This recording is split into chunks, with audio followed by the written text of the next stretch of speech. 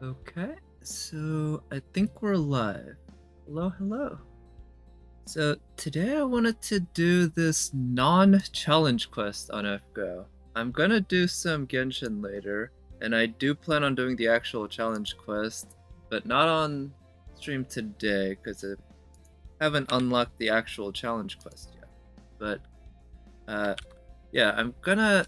So there's this one quest, King Elly-chan. As you can see, I still have 4 missions left, but I still have to get through these 3, and then I don't know what the last one is actually, because yeah, this one's locked and we don't know, but I'm pretty sure once I complete this one, these 3 will unlock. And I attempted this quest once before, not on stream or anything, but I failed miserably. I did not realize it was going to be as difficult as it actually was. It's quite difficult. So yeah, let's give it a shot. And I know that I probably want to do it very quickly. So I'm going to have just Merlin in the way back. Or yeah, that support Merlin just as kind of an emergency valve, I guess. But I thought I would try using my NP to Space Ishtar and try to beat it very quickly. I think that would be a good way to do it. And give her and have her try to loop with her NP.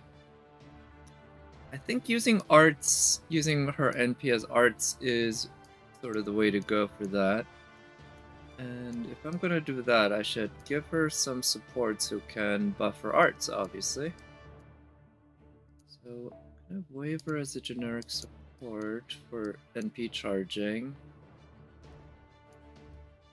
But if I'm buffing arts, maybe Prester Gill could be the way to go.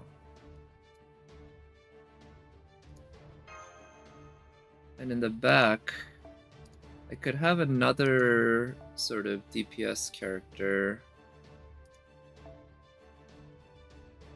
for just emergency destruction. Like Summer Musashi is obviously a pretty good choice, but maybe she's also pretty good. Maybe instead of him, I can put another arts support. I'm hoping that I won't have to get to the backline, and if it does, then maybe I'd be better off just restarting or something like that. So let's try putting something like this.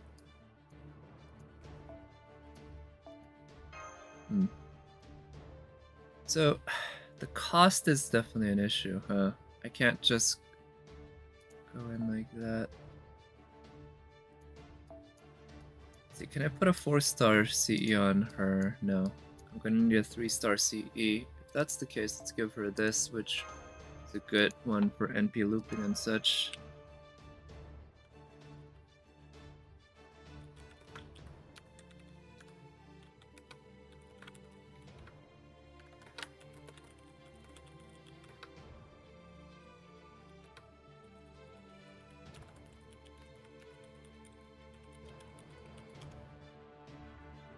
Okay, so let's just try going in with this. It's gonna take at least a turn or two to get Space Ishtar's NP up and going.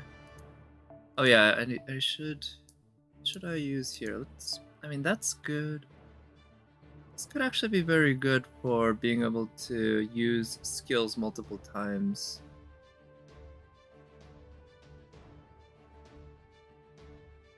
Let's try that, and if it turns out that if there's a real need for a different Mystic Code, then I can go with that.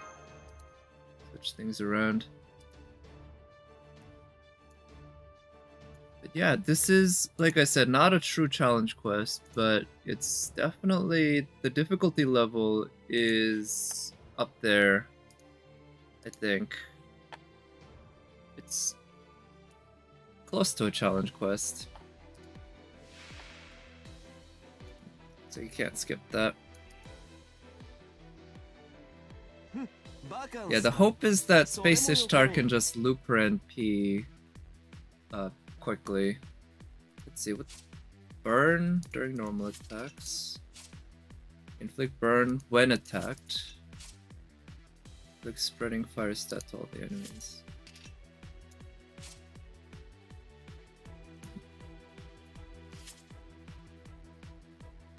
I could NP this turn actually. Yeah, let's try that. I like all those arts card on her, so let's use NP arts brave loop or brave chain. Sorry, this wasn't what I was planning on initially, but this could work out.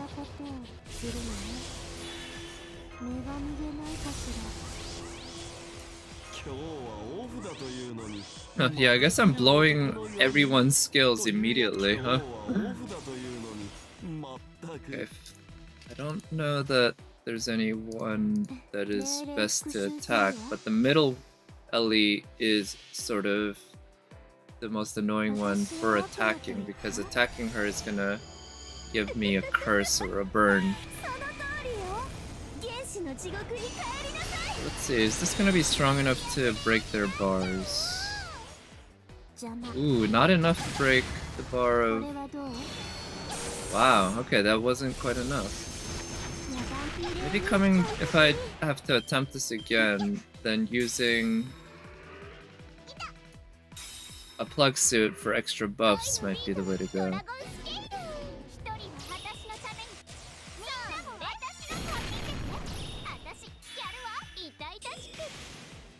Alright, so this turn I can't actually hurt them at all, huh?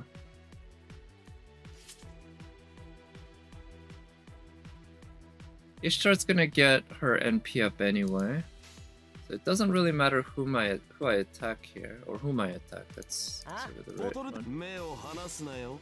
Let's just use the arts chain and maybe we can get Waver's NP up.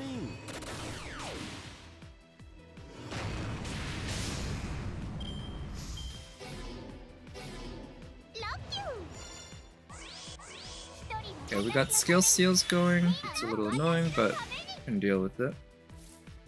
Oof. There's no way to stop her from using her NP, huh?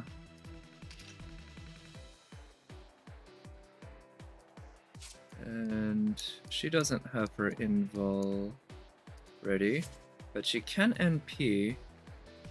It's just that the NP would be kind of wasted. Let's protect her, and we can have basically Gilgamesh use his NP to break this lady's bar. His NP alone should be enough. Let's do that. I'm pretty sure... Actually, no, I should have gone with the waivers, both arts cards. Because Saber Elly there has a single target NP. She's definitely gonna kill whoever she hits, but the other two will be spared completely, so... Oh, nice, okay, I wasn't sure if Waver was gonna get his NP up, but there it is.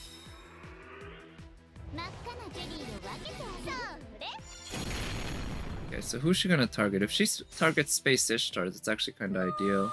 Ah, no. Whatever. Okay, Waver's gone.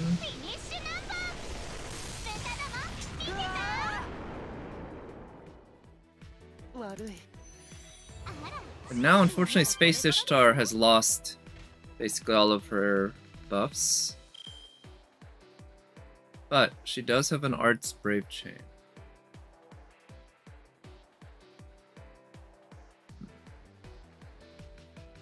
We have a bunch of crits to play with. Alright, let's do this. She has her skills ready here. And we have an Arts Brave Chain again to play with.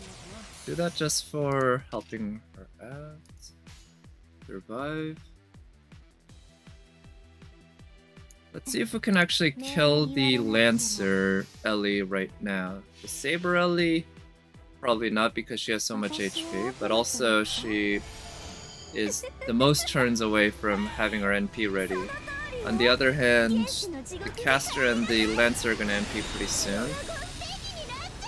And I wanna, yeah, just see if I can kill them. Oof.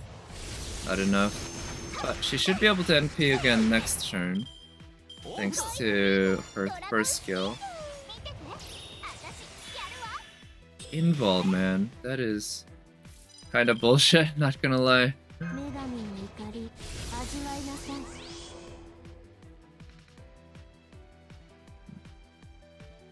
I'll save Mordred's dodge for next turn.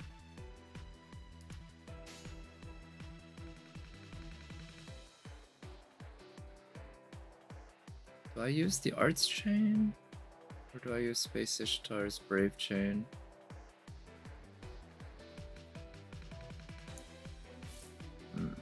I'm gonna use her Brave Chain. Go for straight damage here. I think we have a pretty good shot of killing the Lancer this turn. Unfortunately, the Saber... Ugh, the fact that enemies can use skills just without any cooldown is so fucking annoying. The Saber has invul up, so there's no way to harm it. Ah, shit.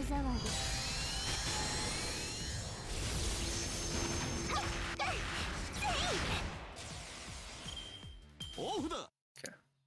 I'm gonna try using a different Brave Chain. Basically, I'm gonna use her Buster and her Quick before her NP in the hopes that we can actually kill the Lancer this turn. I think that's pretty important, actually killing the Lancer this turn. Yeah, I'm kind of disappointed at how much damage Space Ishtar is doing, i.e. not a lot, even with all the buffs. I guess one issue is that I don't have a Maximum Broken version of the damage CE, but I did, put a lot of the other support damage CEs on, and with all that I was hoping that she'd be strong enough, but to basically wipe the wave, but it's clearly not enough, huh? So let's do this.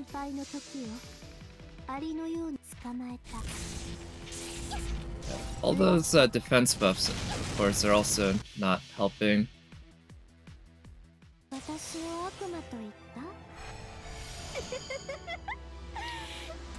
Maybe Mordred's not the right choice for a second damage dealer there. She's just, oh, come on. What?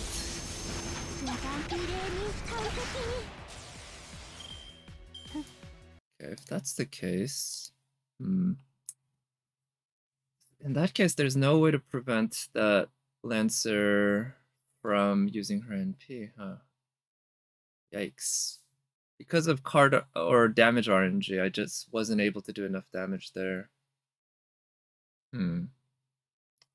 How best to handle this? I could also try using a Mystic Code skill to remove the curse from one of my characters. I'm thinking probably Space Ishtar. And hope that the damage RNG goes my way. But otherwise I'm kind of out of options here.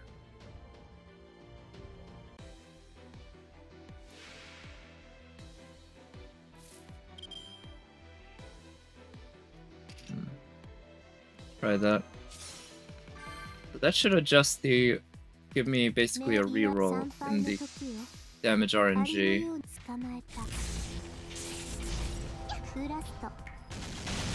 Nice. I don't know if that crit is gonna... I didn't catch if in the previous ones actually if the crit landed, but with the crit, this is about as good a chance as I will ever have. Nice, okay, there we go. Finally we managed to kill Lancer Elly.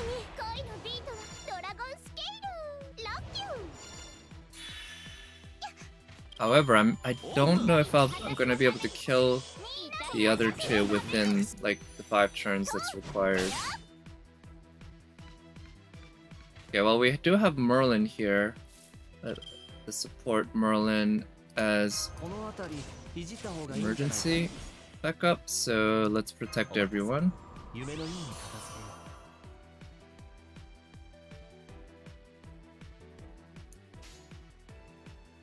And I'm gonna use Mordred's Brave Chain.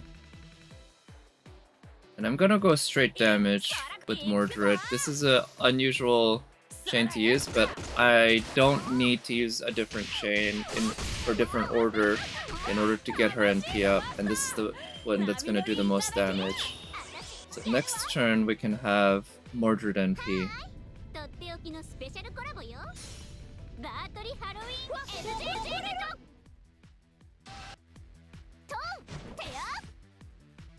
Okay, now let's have Mordred NP.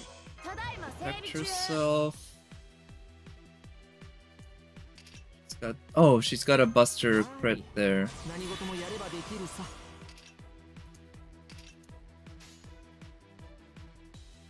What does with overcharge? Ooh. There's also the chance that her NP will actually end up removing one NP tech bar from the Saber Elly, in which case she won't NP, which I guess that's fine. I'll end up kind of wasting Mordred's dodge if that happens, but I can live with that. And it looks like she didn't drain her NP anyway, so a moot point. So let's see if it does enough damage to kill the caster. There's a chance that it will. Nice, okay. Live with that. And now how much damage will Mordred's Buster Crit do here? Certainly not enough. Right, now who's she gonna attack? If she attacks Mordred, that would be actually very good. She really seems to like killing my support, so... She killed Waver, and now she killed Merlin. I'll take it.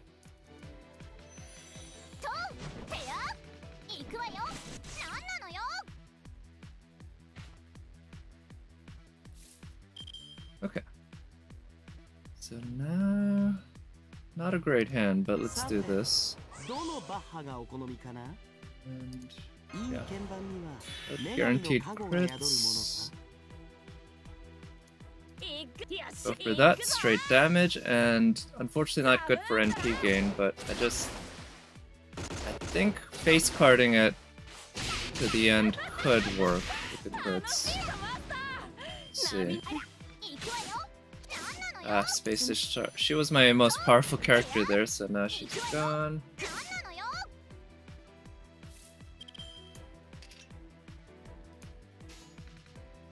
Alright, we're coming down to the wire.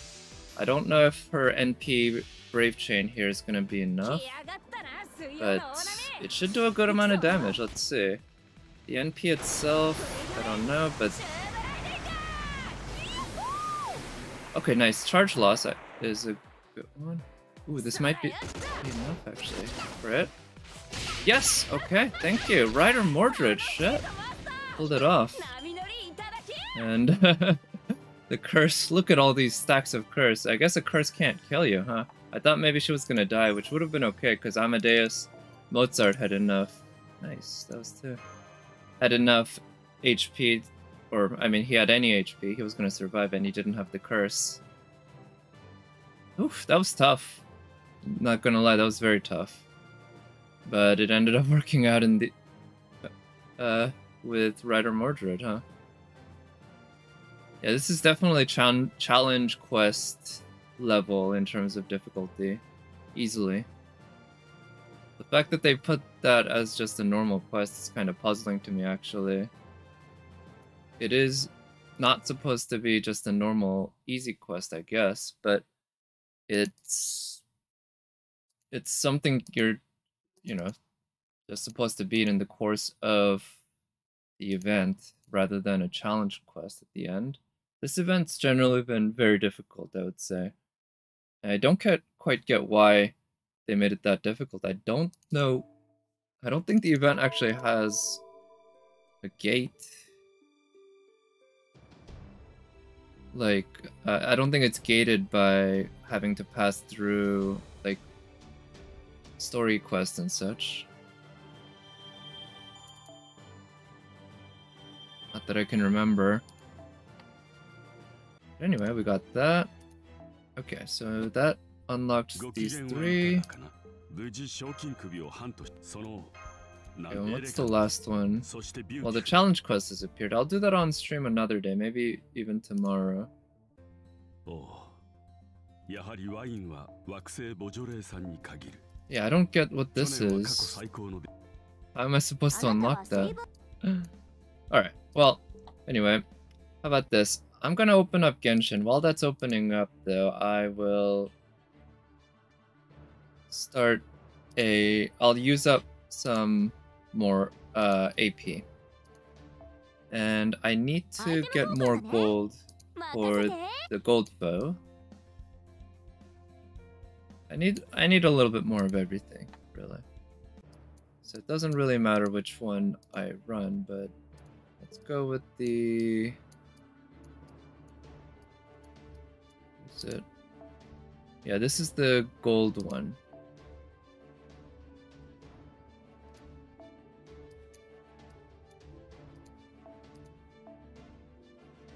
That's kind of a pretty poor... Look at the skill levels on her 521. Not very good, but this should be able to do fine.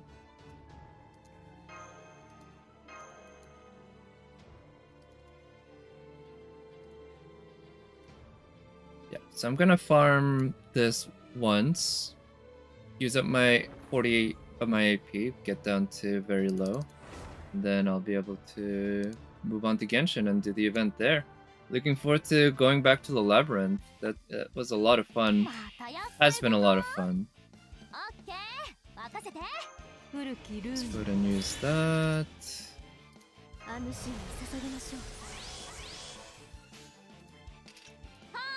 And go with that. Nice.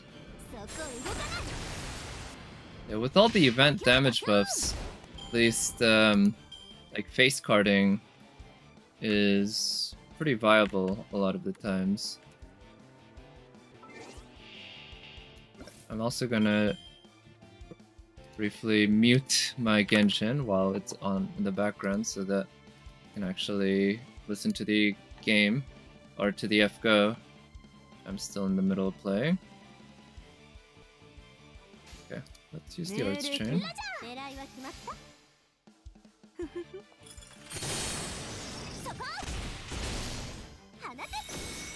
Nice.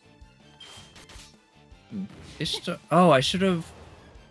Actually, no, it doesn't really matter. I thought maybe I should have brought Space Ishtar for farming, but actually, Ishtar is probably the better choice because she has class advantage. Maybe I should have saved Scotty's NP charge so I could try to loop Ishtar's NP.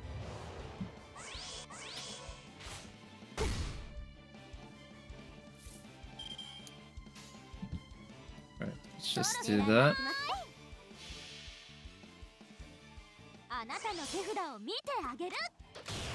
Her gun, I noticed, looks just like the Nintendo light gun, actually. I'm pretty sure that's what they were going for. I haven't played Nintendo or the NES much. I kept trying to say the Nintendo system, which I guess it is Nintendo Entertainment System, but I guess Nintendo and Nintendo NES would be redundant, right? Because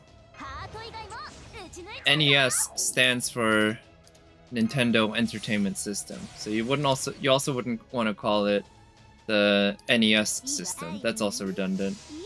Anyway, this should take care of it.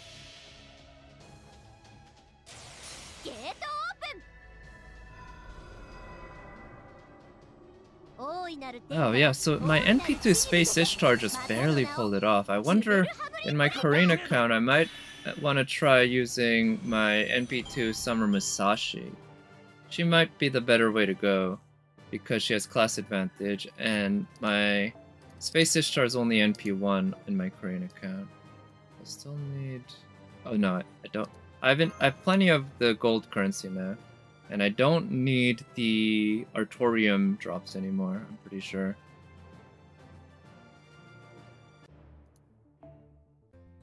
Yeah, no one to spend these gold bows on yet. So how many more of this stuff do I need anyway? I need 500 more of the silvers. 250 plus 1400. 1650 of the bronze. I guess I'll be farming bronze and silver for the next few days. As well as, of course, doing the challenge quest. So yeah, that's something to look forward to. Don't think I'll be spending the lore on anyone anytime soon. But I have plenty of characters who can use it. You can see I really need giant strings. I need 18 times 3 plus 18 times 2. Yeah, 18 times 5. So I need 90 giant strings total, which is... a lot more than I have right now. I've been thinking I want to level up one of her first or third skills up, but don't know which one yet. I should use this? I don't know. I'll think about it. Anyway, let me switch over to Genshin.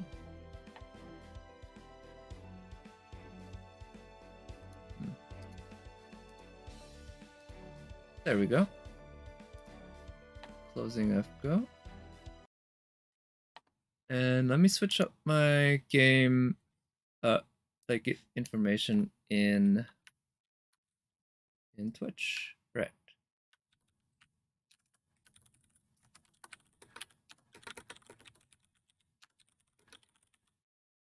And switch that up to Genshin Impact. So I have watched some streamers play this event today, but not a whole lot. So I noticed on the VOD, I checked out the VOD a little bit for the last stream, and I wasn't happy with the audio settings. I think the game and background music audio were both not high enough. Wait, what was that from? Oh, this was the Amazon thing. So I'm gonna play around with the levels a little bit and try to make the game volume a little louder, I think.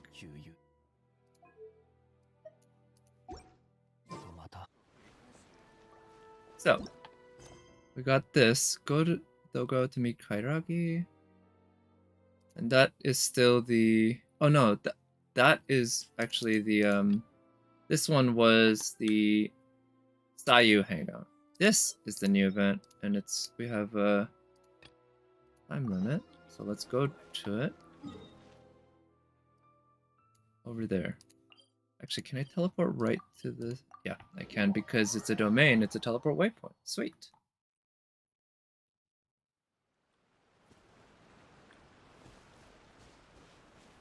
That is Xinyan. Let's pick up some rocks before we talk to her. Get our rocks off, so to speak. Ooh. Oh, she just hangs out with it. There, huh? I thought maybe a cutscene would activate if we got close to her. Oh. Oh, right, nice. Because she's an NPC, she doesn't blur out or become translucent when you zoom in on certain parts of her. Right, what do you got to say?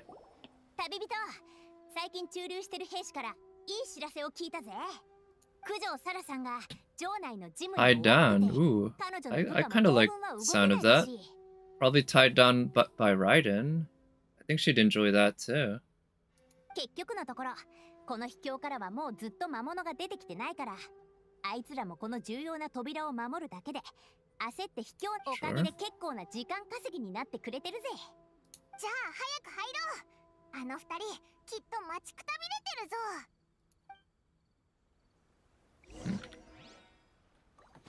Okay, so are we going back in? Also, I saw this on a Actually, it was Hina Molina's stream, but this is another text spot right here. You can, if you climb up here, the character will kind of get, you know, stuck like this, which allows you to have some fun with the camera. Also, that's a little annoying that it phases through the clothing, but oh wow, you can actually crawl quite a bit this way.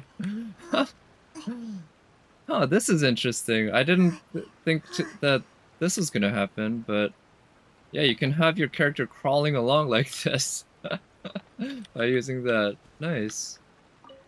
There's a lot you can do there, huh?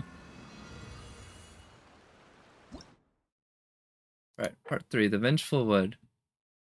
Oh, I'm gonna back out and play music. Also, yeah, so that and this. Can I actually adjust the... yeah, I have a bunch of these to play with. I don't really want to use the safeguarding spirits, so I'll save that for another time. More destructible objects, I can take that. Yeah, let's play some chill music. I'm kind of tired today. I took a quick nap actually after work before I started stream. I wasn't even sure if I really wanted to stream, but decided to do so.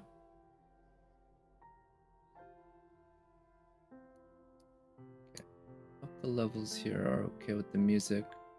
Again, I want to have the music be somewhat louder than it has been in the past. Yeah, I'll take that. More explosive barrels, I like it. Ooh, more uses of the Shikifuda. Yeah, fewer curse seals. I can't level that up. Sure, increase the odds of that. Okay. So I still have a bunch of currency that I can use to upgrade. Let's increase the RNG. Let's, yeah, improve the RNG, I should say. So at this point, I think everything, I've upgraded everything to max. Oh, nice. That also gives me these rewards, right? Some of the rewards were tied to leveling things up. 40 charms, Vengeful Woods, 6 party members. Okay. Oh, I can also use the healing. Yeah, let's limit myself to 6 party members then. Wow, it's a lot of levels, a lot of points.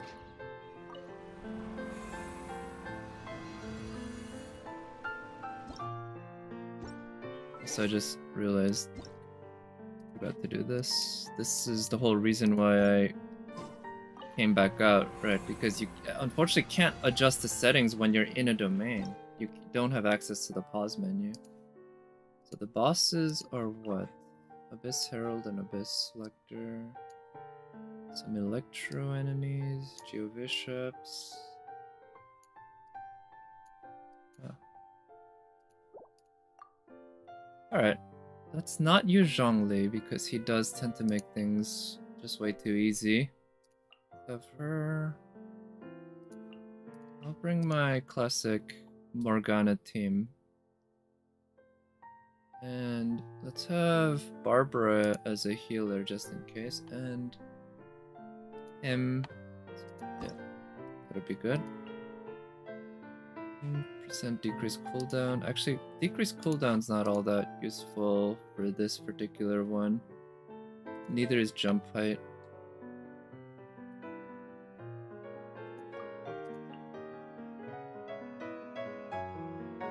Damage. Maybe Hydra would be better because I have Cryo to do damage to freeze, and the healing's good.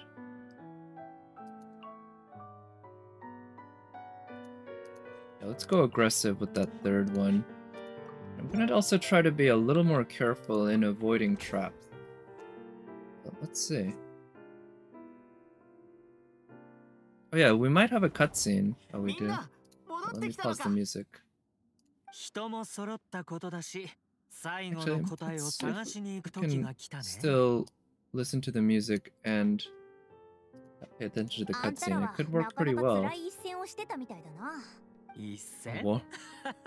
もう何戦したかすらも覚えていないよ。俺が本領を発揮した。タルタリアさんはこの秘境にすごく詳しくて、どんなに強い魔物でも完璧。僕たちならこの秘境の最深部までたどり着ける。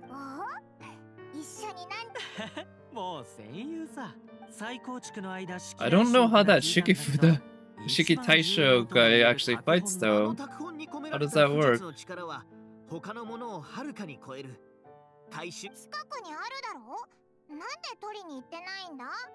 式大将、あんた、あたいたちを待ってたのか。みんなのおかげで僕はここまで来られた。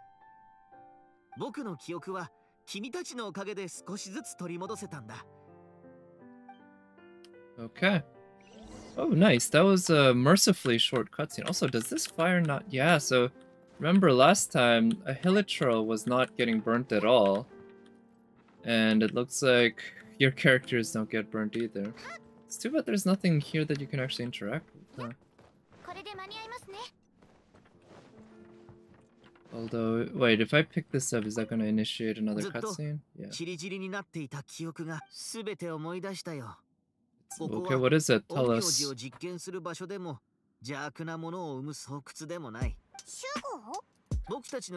Protect what? From what, too? それが原因で、春之助は深く悔やんだ。その時から彼は邪悪を制御する力を渇望するようになった。彼は海を渡りリーユへ行き、仙人を訪ねた。戦法を修行し、その奥深き術と自身が長年研究してきた陣痛を組み合わせ、その後彼は国に尽くす有志の武士を召集し、僕とこの陰陽寮を作ったんだ。武士と式神が組み、武術と武道を駆使し、より確実に魔物を滅する。彼らは二人一組となり、外で魔物と戦った。秘境に戻ってからその情報をもとに鏡の魔物の姿として再現し、Okay, this is awfully interesting. Great. He was the first Shikigami. Ah. これらの志の高い武士たちはとてつもなく高い武術を身につけることができる。Oh, a domain for training. If that's the case, that would be a good excuse to have this as a permanent feature. Of course, they'd never do it, right? They would never put in something like this permanently for people to have fun with without spending resin, because that would go against the whole idea of, or the whole business model essentially. But it's nice to think about. Oh, look at her booba bouncing up and down there just from breathing. That looks a little off.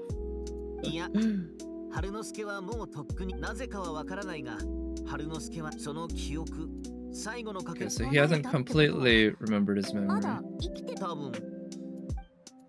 僕は春之助に創造された一種の兵器だ。しかし今となってはこの秘境も意味のないものとなった。君たち以外なんか主に見捨てられ兵器になるのも悪くないんじゃないかな。戦いにそうなのか。君は俺の秘密に興味があっただろう。どうして俺が秘境の排斥。俺はただ木の根の隙間で戦ったこと。Yeah, you're so great, child. I don't really need to hear more about your story. 終点を追い求めるのは悪く。俺は戦うために生まれた。Yeah, great. 戸惑いを捨てろ。悲しみとどうやったら捨てる？あたいが思うに捨てるっていうのは一種の表現じゃないか。You don't have to abandon something to succeed in letting go. I guess it's true. あんたは何も捨てなくていい。あんたは記憶を取り戻したばかりだ。今こそ過去を拾うチャンスなんだよ。あんたにとって正しくて重要なこと。それを取り戻せればそれでいいんだ。正しくて重要なこと。Probably pretty accurate. あたいにはあるぜ。あたいはロックが好きだ。Keep having to adjust the music volume down. I want to make sure that it doesn't overpower the game audio. 楽しけりゃそれでいい。他の奴らが好きかどうかなんてあたいと全く関係ないと思わないか。 Yeah, that's definitely Shinyan's style. Nice, so we actually, yeah, we're seeing a lot of her personality come out in these cutscenes, which is great. It's so nice that after she's been the one basically who's been neglected the most out of all the characters, and now she really gets her time to shine here. So much time, like, of her in this event. I'm so happy about that.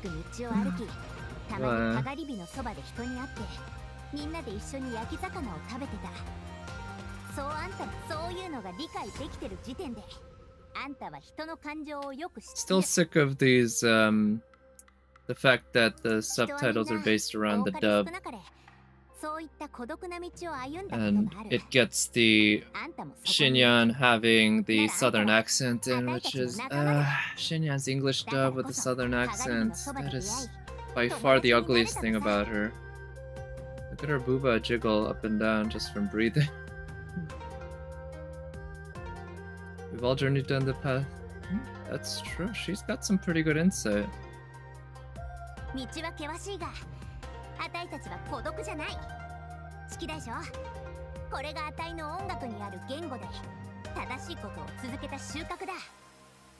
あんたは何かやらなきゃいけないことがあるんじゃないか。シエンさん、今はまだ君のようにはな。前に進もう。みんなきっと僕にできる。気を取り直してみんな一緒に進めば。That's pretty good music for that cutscene, actually. But let's actually go and do this, because finally that cutscene's over. Well, to be fair, it wasn't too long, but still more on the long side. Longer than it needs to be. Alright, so we got fairly simple shape, but the way that they're connected is a little more complicated. Oh, what? That was an explosive barrel? That looked like a vase, just a regular vase, or either that or there was an explosive barrel hidden in there. Alright. Well, let's destroy this stuff because I might end up pulling one of those tickets that gives me extra damage for every object destroyed. Did I upgrade the barrels? Yeah, it's actually upgraded to full. It looks like you can't see it, can you? Oh. Actually, can you see it from here? Yeah. I think. No. But yeah, I upgraded everything to full. Mordred for the challenge quest? Yeah. What's so tisk about it? She was my backup, though. Ideally, I would have preferred if it never got to that point where she had to come out. But she managed to finish the job after my Space Ishtar died. But also, that wasn't a challenge quest. That's actually the funny thing to me. That's not a challenge quest, right? That was actually just a regular bounty quest. It just happened to be as difficult as a challenge quest, in my opinion. Because I went in there with a pretty decent team and I got destroyed. Like, yeah, no damage bonus. Yeah, but she can loop her NP, right? That was the idea. So Space Ishtar was there for the main thing, and Rider Mordred was there as the backup, and she did very well as the backup. I'll give her that. Oh, okay. This is pretty easy. Yeah, I figure I'll do the challenge quest tomorrow. I need to look up what the actual challenge quest is so that I can prepare, because I do like to prepare before I go in. It can feel just really frustrating if you go in without it and just get wiped, which it's not a bad way, right? You just go in, you get wiped, and you learn, but if you do it by looking up first, you're basically doing the exact same thing, but just saving some time. Oh shit. Okay, looks like still have need a backup Ishtar or Anastasia or Altera. I guess I could have used any of those, but again, none of them can loop like Mordred can. Plus, Mordred has the ability to reduce the enemy's NP charge too, right? So that's a pretty big deal. Wait, this is just the domain, huh? What is it? This is one of the artifact domains.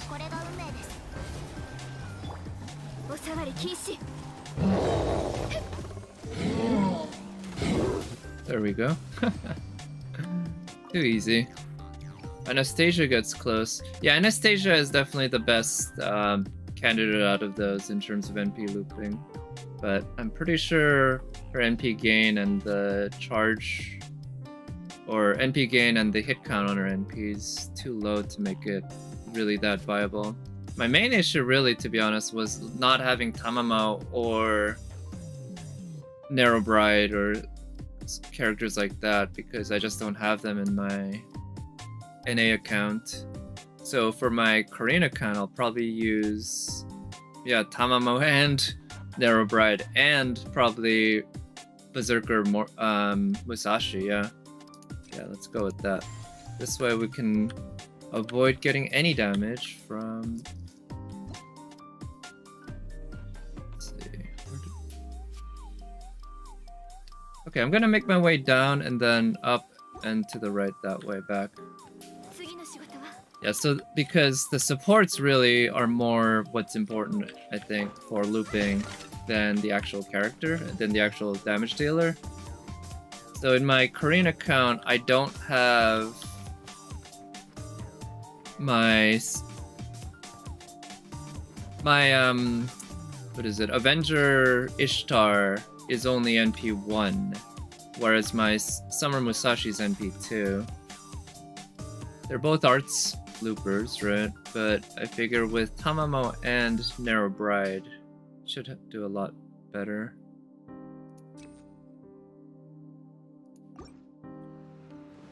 Alright, so that's all it gives? Okay. Destroy that.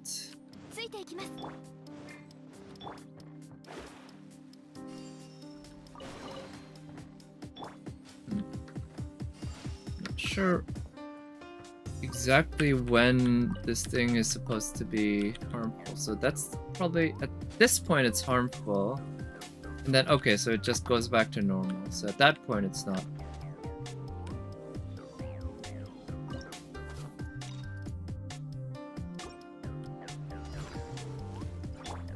Let's use her burst. And use her burst. Which should pop the bubble for some pretty good damage. Shield. I have to get rid of these guys with the... Oh shit, that missed. Oh wait, I want to work on this one first because it has the domain bonus thing. Alright, so I guess taking Ganyu might be a little overkill. Because everything's been going down just really quickly.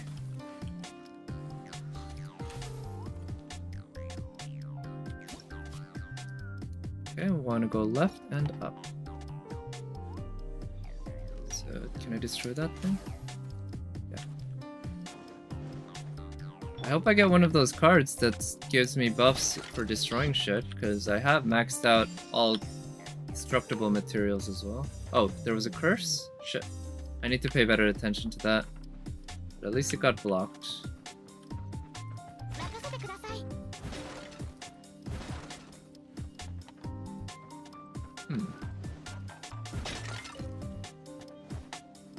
And yeah, maybe I should also make a habit of just walking around in Noel's shield, just in case I run into a trap.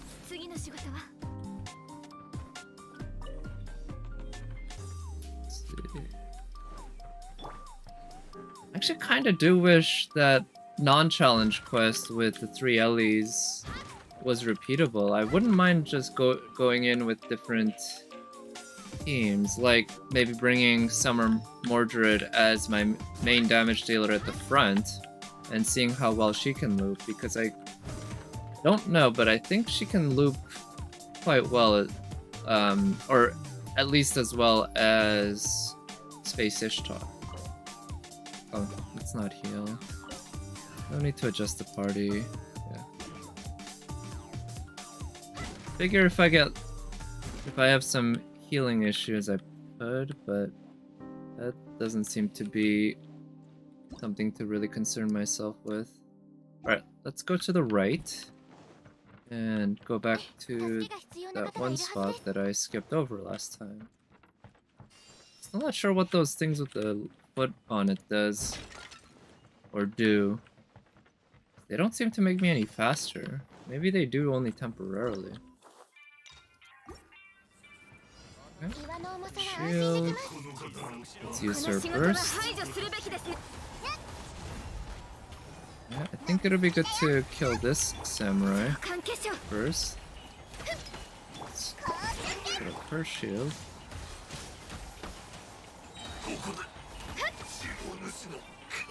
Alright, there we go.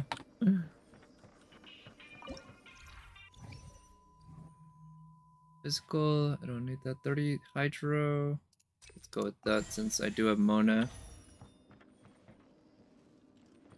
I want to go up here.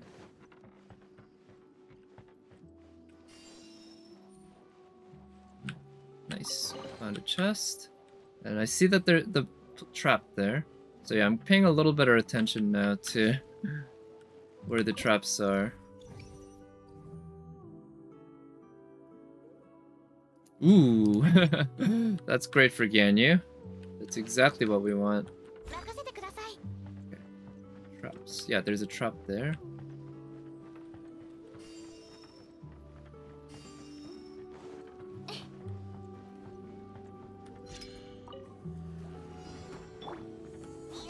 Oh, they're all Hydro. Fun, fun. This is gonna be easy.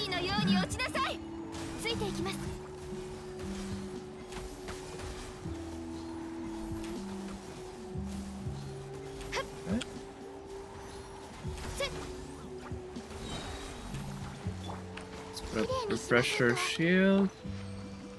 Okay. Man, Ganyu's burst is actually just doing a lot of work here. She is absolutely destroying shit with that. Greater than 70%. That's good. That's fine, I guess.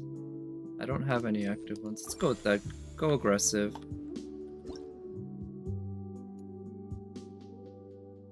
Alright. So I'm gonna go to this hallway. We can see that there's a trap there.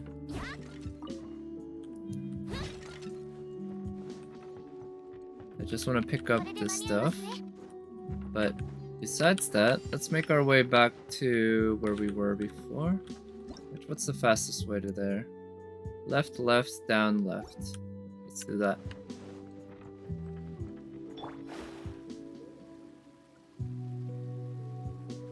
I don't think I need that. Also, I'm kind of curious, when she pops up... Yep, okay. Well, that confirms it. I was wondering if the Hydra application from Mona popping up out of her dash would burst the barrel, and it does. It absolutely does. Good thing is that I don't get damaged from the explosive barrel because of the effect that I chose. Okay, I believe this is the way to make progress. Can I jump down? No.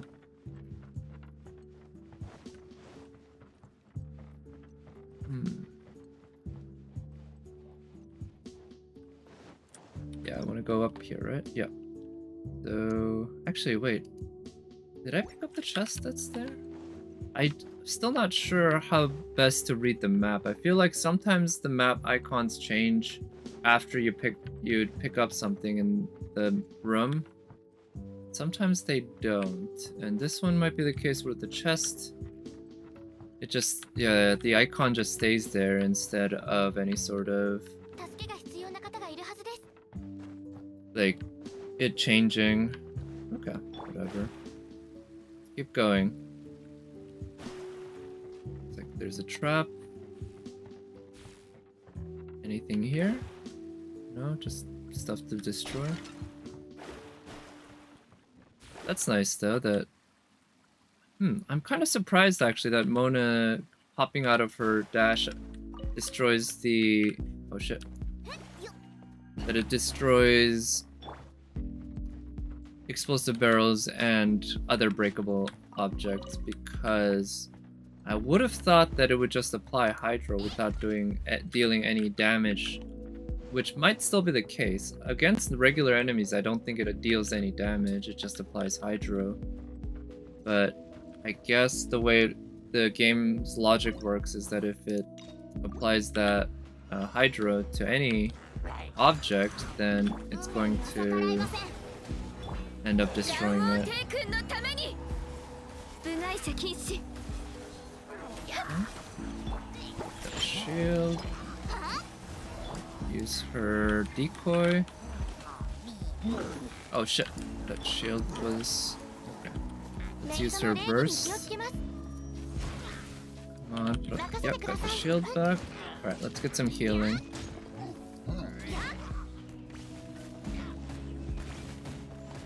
Okay, we just got that one guy left. 14k, let's see how much her charge attack does with the buff. Didn't crit. Alright. She would have done around 60k. That second part didn't activate because she already killed it with that first hit. They're all pretty good, but let's go with that. For the extra cryo damage. Left, up, left.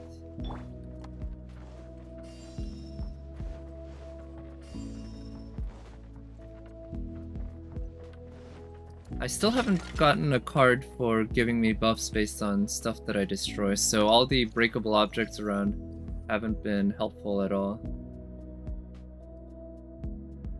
Wow. Now, normal attack. I don't think the normal attack buff actually helps charge attacks, so it's not gonna be that good. Yeah, let's go with that. Each time it would have been way better to get that at the beginning of the domain, but hey, you can use it for the rest of the domain anyway. What was that? Got stuck on something. Ay. The fact that Mona and Ayaka, I'm assuming Ayaka anyway, get stuck at these things along with Sayu when using her E, hold E roll while in a domain. Still kind of upsetting to me, not gonna lie. Just put invisible walls and invisible floors everywhere so that it's never an issue. Okay, I know I don't need to heal. Just go to the boss. Oh wow. Any traps? Well, there's these, but they're pretty obvious. Okay, we got an Abyss Herald and or an Abyss Lector to deal with. So let's see what we got. Oh, Abyss. That looks like an Abyss Herald along with an actual Abyss Mage. Okay. He's frozen.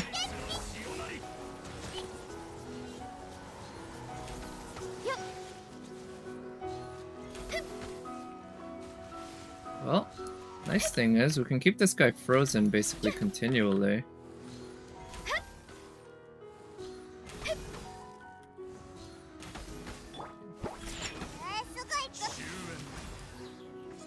Just need to make sure to avoid the projectile attacks, and both from the map and him. Refresh her shield.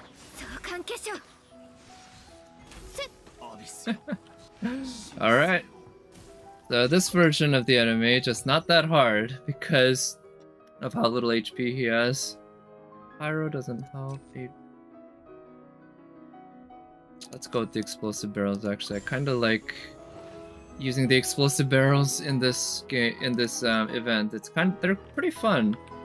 I think it helps a lot that with just that one card, it makes it so that you're completely invulnerable to explosive barrels for the entirety of the domain. There's no like dealing with, oh, I'm gonna take like 50% damage from them. Is it worth it? I'm gonna take 20% damage from them. Is it worth it? It's just immediately after one card, it's just okay. From now on, explosive barrels are exclusively tools rather than obstacles. You find the explosive barrels annoying? Oh yeah? How come? You don't use that card that gives you, what is it, invulnerability against explosive barrels? Or even if you do you just not like having the enemies blowing away? Because I kind of like it. In the Abyss, of course, it's bad. It would be bad anyway, because you have to chase down the enemies, but for here, since I'm not on a time constraint, I kind of like trying to use them, because when else am I going to be able to use them, right? Yeah, you have to get the card first, that's true. That part is RNG.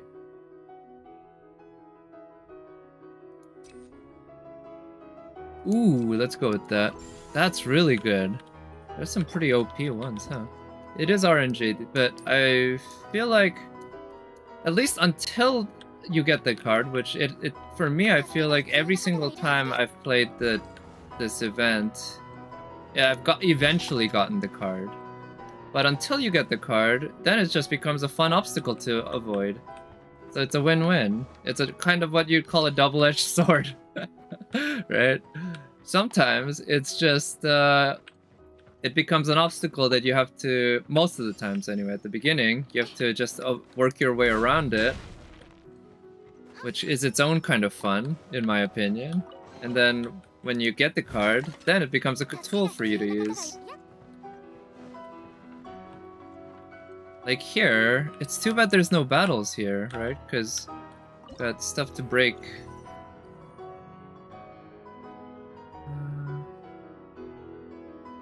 Crystallize. Let's redraw. This would be good for Hu-Tao. Whatever, let's go with that. I also wouldn't have minded actually if they made it so that when you get the card, the explosive barrels, you're protected for like the next 10 explosive barrel hits or something. So you end up running out of it. I think that would have worked okay. There should be a counter essentially, so that you don't accidentally use it when you've run out. But if there was that, I think that would have been a neat feature, like an extra layer of strategy, so to speak, or tactic, I guess. Let's heal up. I think these guys are actually Geo, which means I just made them way stronger by attacking them with Geo. Okay. To kill that guy. Oof, they have so much HP. Use her burst. Her shield. These guys freeze, actually? Yeah, they do. Man, the level obstacle is such a damn pain. I hate the ground one. It's easy to see, but they come out so fast. And the stamina management in this game is so annoying that you're often not very... Let's go aggressive. Not really capable of dodging it even when you know that it's coming. Let's go to the right.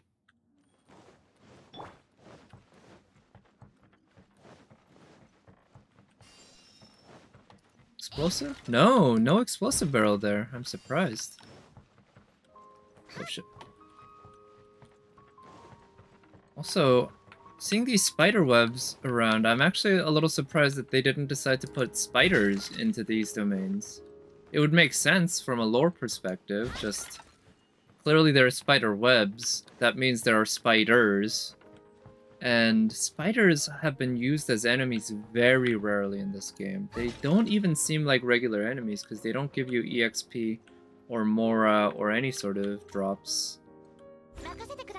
They're... Oh, right, this isn't a battle. I don't quite understand what they're supposed to be in terms of just how they fit into the gameplay. I want to go up. Because, yeah, they're not traditional enemies. Or they're not similar to other enemies in any way, really. They do attack you, and they're pretty annoying, actually. They have projectile attacks, which are very annoying to try to dodge and everything. Yeah, I just wonder what the background process was. Or, like, what the development process was in creating them as enemies. Oh. So they have at least one trap. Ah, nice. I think that's an exquisite chest, yes.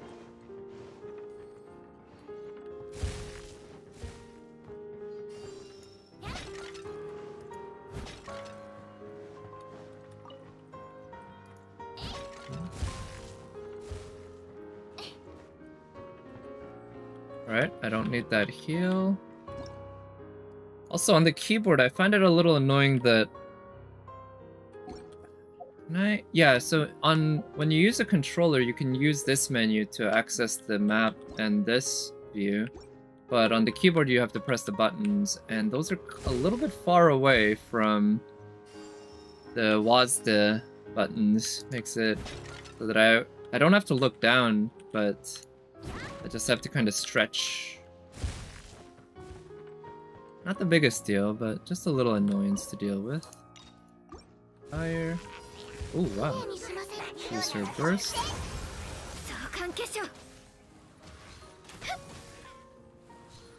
Okay.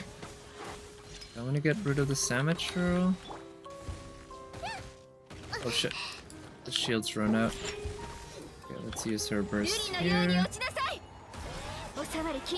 Oh right, I have Mona. I can use her for this.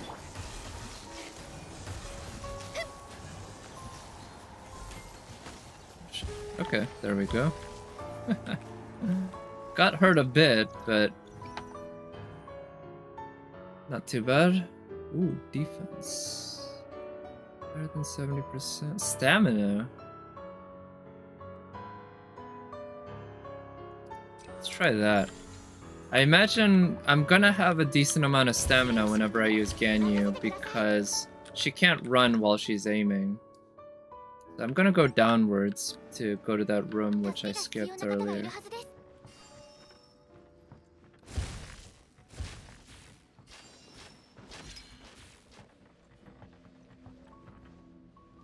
The level obstacles are definitely getting more intense, I think. Use her burst. Oh, this is the healing field. So this is the millilith domain. Right. Use that. Okay, we want to heal up. Let's use her burst.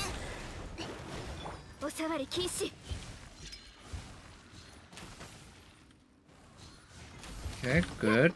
Managed to kill that guy. Refresh that shield.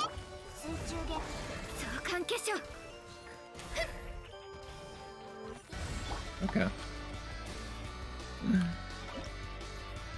Yeah, these guys are a little tankier, actually.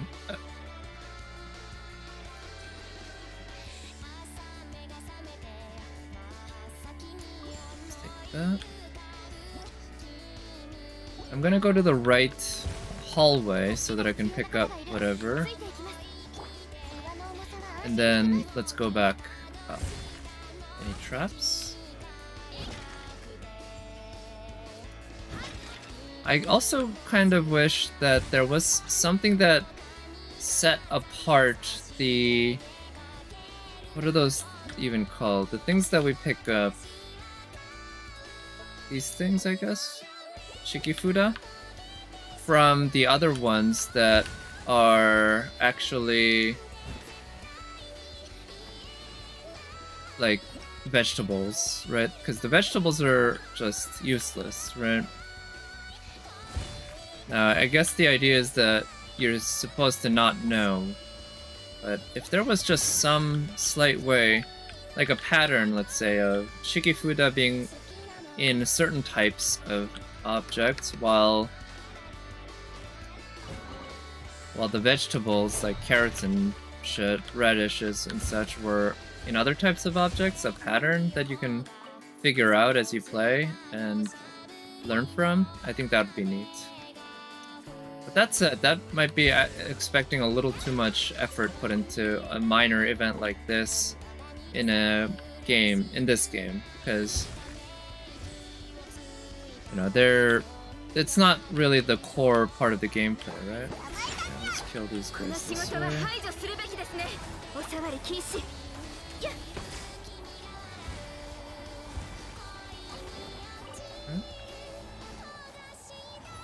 Wow, that's it? Huh. I guess, yeah, just an exquisite chest. Which, that's fine. I thought maybe there'd be more battles.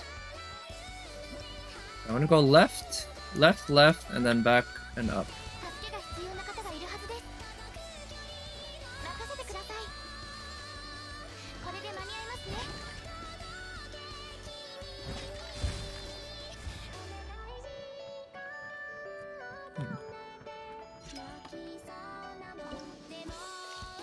That. Who are we facing? Use that.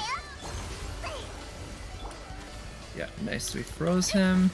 Let's kill this guy first, because he is definitely more annoying than the Sisson Mage. Okay. Heal up a bit. There we go. Frozen. Okay, you're dead. HP's good. Ooh, charged attack, that's good. Don't care about that. Yeah.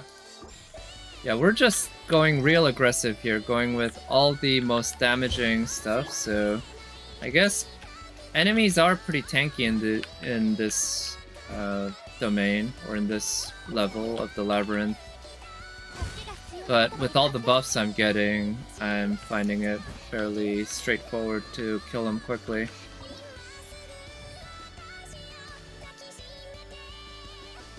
Ooh, ER. Yeah, let's go with that. Is that it? Yeah. So we want to go back to the right and then up.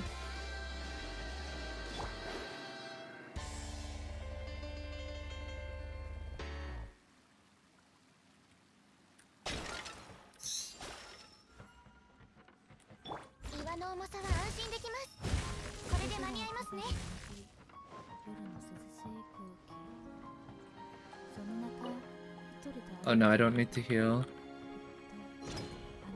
Whoa, what was that? Oh, it must have been the crystallized reaction, I think.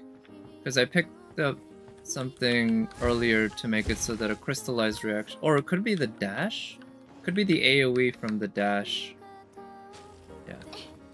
Anyway, I'm guessing we're gonna deal with at least one Abyss Lector here. There it is. Let's use her burst. And her burst.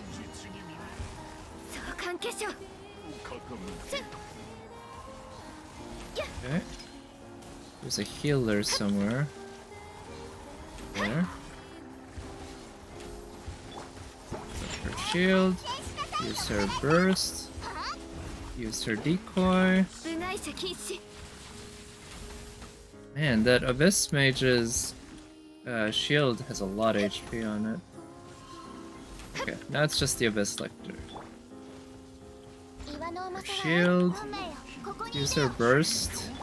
Use her burst.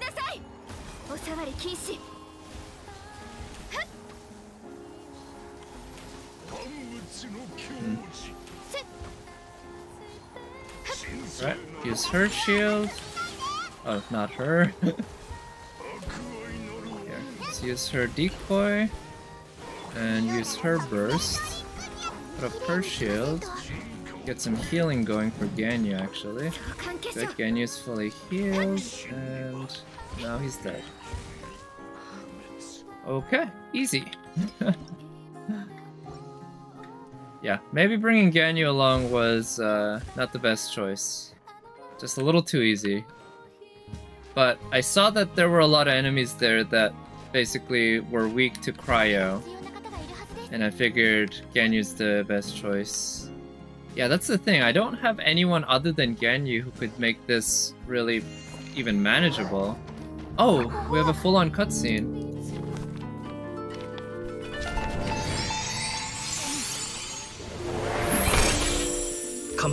Fusion. Oh, is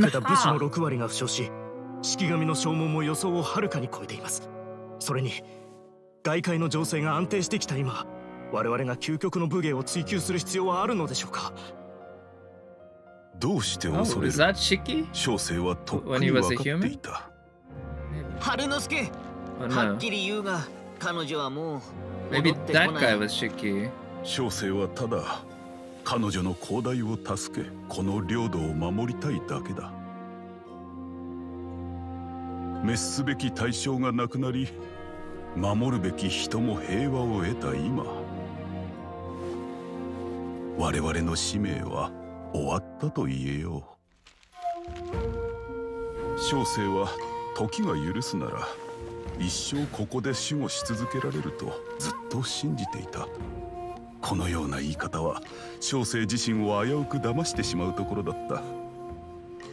お主は決して小生のようになるなよ。安心してくれ、春之助。僕は分かっている。君が稲妻のためにしてきたことは他人が意味を与えていいものじゃない。そして僕の存在もそれと同じ。当初お主に冷静を注ぎ込み、人の感情を理解できるようにさせたが、やはり正解だった。結局小生を啓発してくれたのはお主だったな。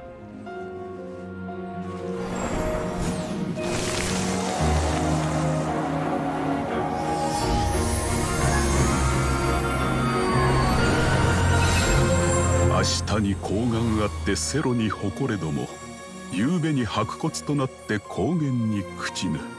いい言葉だ。これでもう小生に心残りはない。我が友式大将よ、自らの使命をよく果たしてくれた。もう待つ必要もない。小生は新たな意味を求めて再び出発する時だ。So what is it like that they don't need samurai anymore? And so he decided to abandon this? They don't need to train? すべてを思い出した。春之助に見放されたわけじゃない。僕は彼を説得し、彼と一緒にこの心の迷宮を出たんだ。So I gotta say, first of all, that the audio level for that cutscene was somehow way louder than the rest of the game. I don't know why, because I don't have any particular settings in the game to be that loud. But also, that cutscene wasn't necessary. That was pretty, but I don't think we needed that scene to be, you know, that well animated and such. That seems like a lot of effort that they put in for not a lot of payoff. Ill-timed creation. Maybe it created... その鍛錬も少しながら効果があると証明された。僕たちが修行に奮闘していた時、無双の人たちを振るう神が。 Oh, is that what it was? They were just too weak, rather than they didn't have a fight? They didn't have anything to fight? みんなの努力が Or maybe because they were too weak, someone else came in and took care of all the difficulties for them. Which actually fits in with the Inazuma storyline theme, sort of, where when people were losing their visions, they lost a purpose. And so here we have these characters kind of lose their purpose because they no longer have an enemy to fight because the enemy has been already defeated for them. 僕たちの払った代いずれにしても春之助と武士たちの望んでいた目標は達成され、それはもともと祝福すべきことだった。だが守護は我々の共同の願いだった。春之助の最も満足する造物として彼は僕に言っていたよ。新たな意義を探しに行くと。Centuries? 1ヶ月かかるかもしれないし。 Centuries seems like a little too long for me. If something's gonna take centuries, I think I'd rather do something else during that time. Just too much opportunity cost right there. 来る日も来る日も待ち続け、僕は深い眠。そんな悲しむなって式大将。カムな春之助はあんなに強い戦法を学んで陣痛だって身につけてる。みんなもう決めたよ。春之助がこの世にいてもいなくても、君たちに会ってから一つ学んだことがある。信じることだ。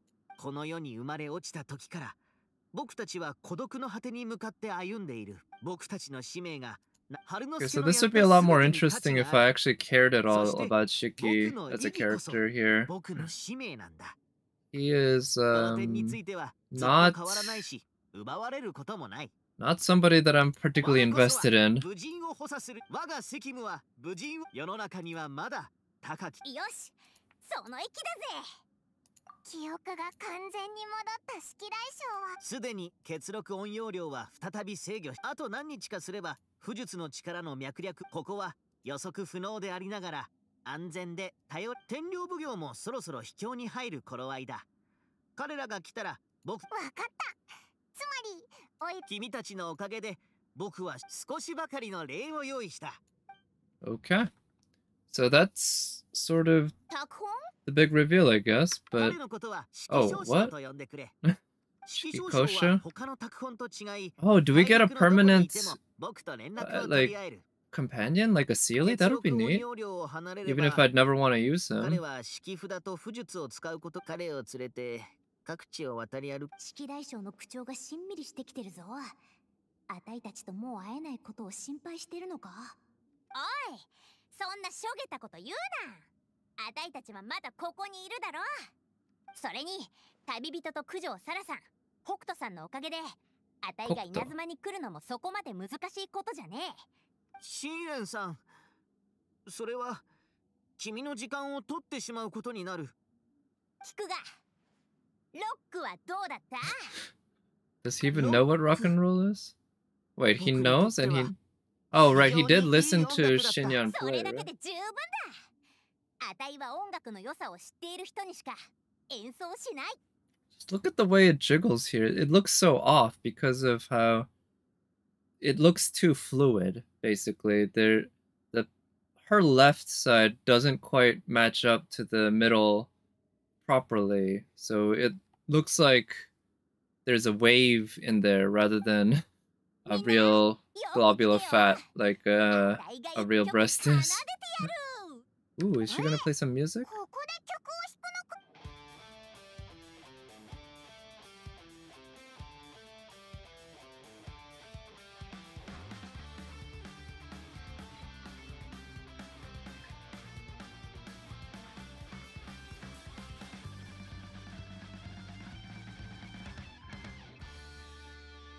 Nice.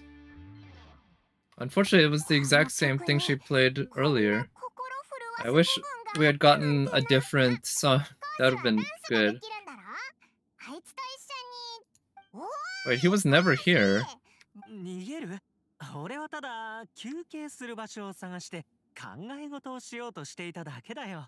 旅人、俺が調査していたことを君に教える時が来たね。Yeah, what's your investigations reveal? 今回はすごく楽しかった。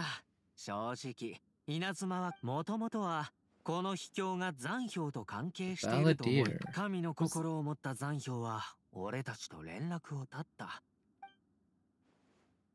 だが、 Balladeer. 残氷がこんなことをする I の don't も remember 俺は who or what the 全く予 Balladeer 想 is していな supposed か to ったわ be. けじゃないよ。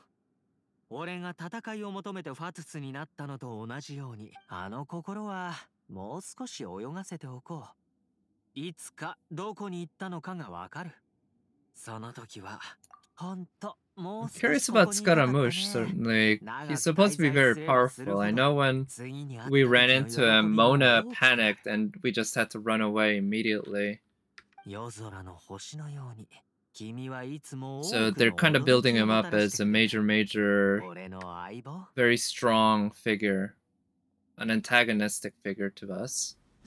So maybe one day we'll be able to fight him, and who knows, he might be another weekly boss like Signora. He will also... yeah, maybe he won't end up getting killed like Signora, though. Let me put the music on again.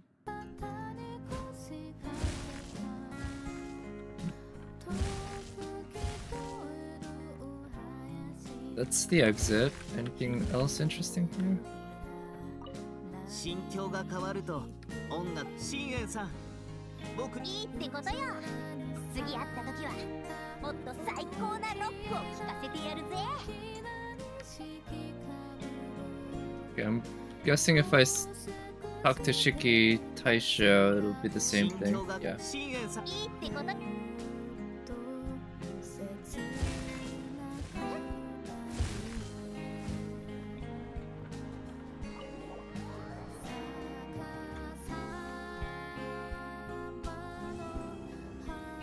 Okay, done with that part of the event.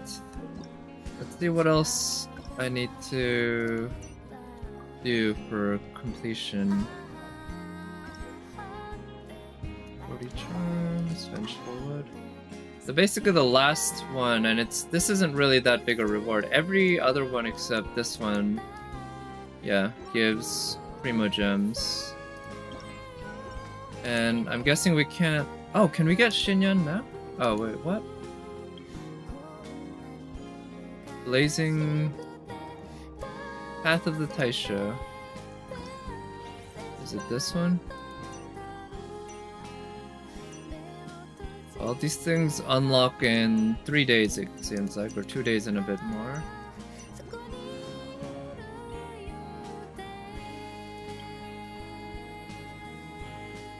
Complete Path of the Taisho. I guess that must be the quest at the end, maybe. Can we buy these? Yeah, nice.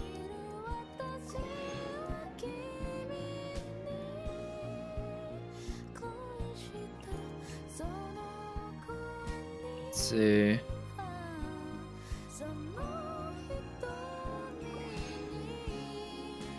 Transience and Light are the main ones that I would want because I have... what's her name? Sayu and Yoimiya. I'm sure I'll be able to buy out the whole thing later, but just focus on the stuff that I really need right now. Mystic Enhancement Ore is definitely the lowest priority.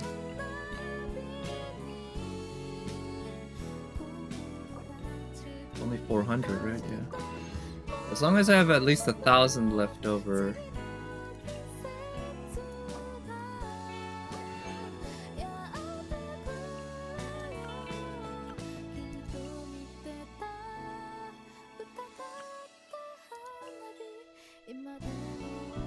Okay.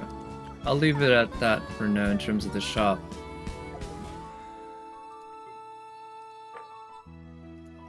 A lot more points. Oh yeah, I think I have a pull to use. Yeah, I do.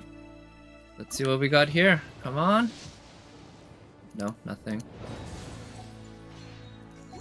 Alright, well, my pity here is essentially none. So, that's what we expected. how many pulls do I have saved up? 395 now. Nice. Plus a bunch there. Yeah, we're getting to the point where I'm gonna be very, very comfortable pulling Hu Tao. Okay. Now, one thing I wanted to do was go back to Tsurumi Island to do some exploring. You can see I've got 100% on Yashiori, 100% on Narukami, 98 on Kanazuka, 96 on Watatsumi, and 100 on Seirai. So this Tsurumi is really the one that is the most in terms of what I need to explore.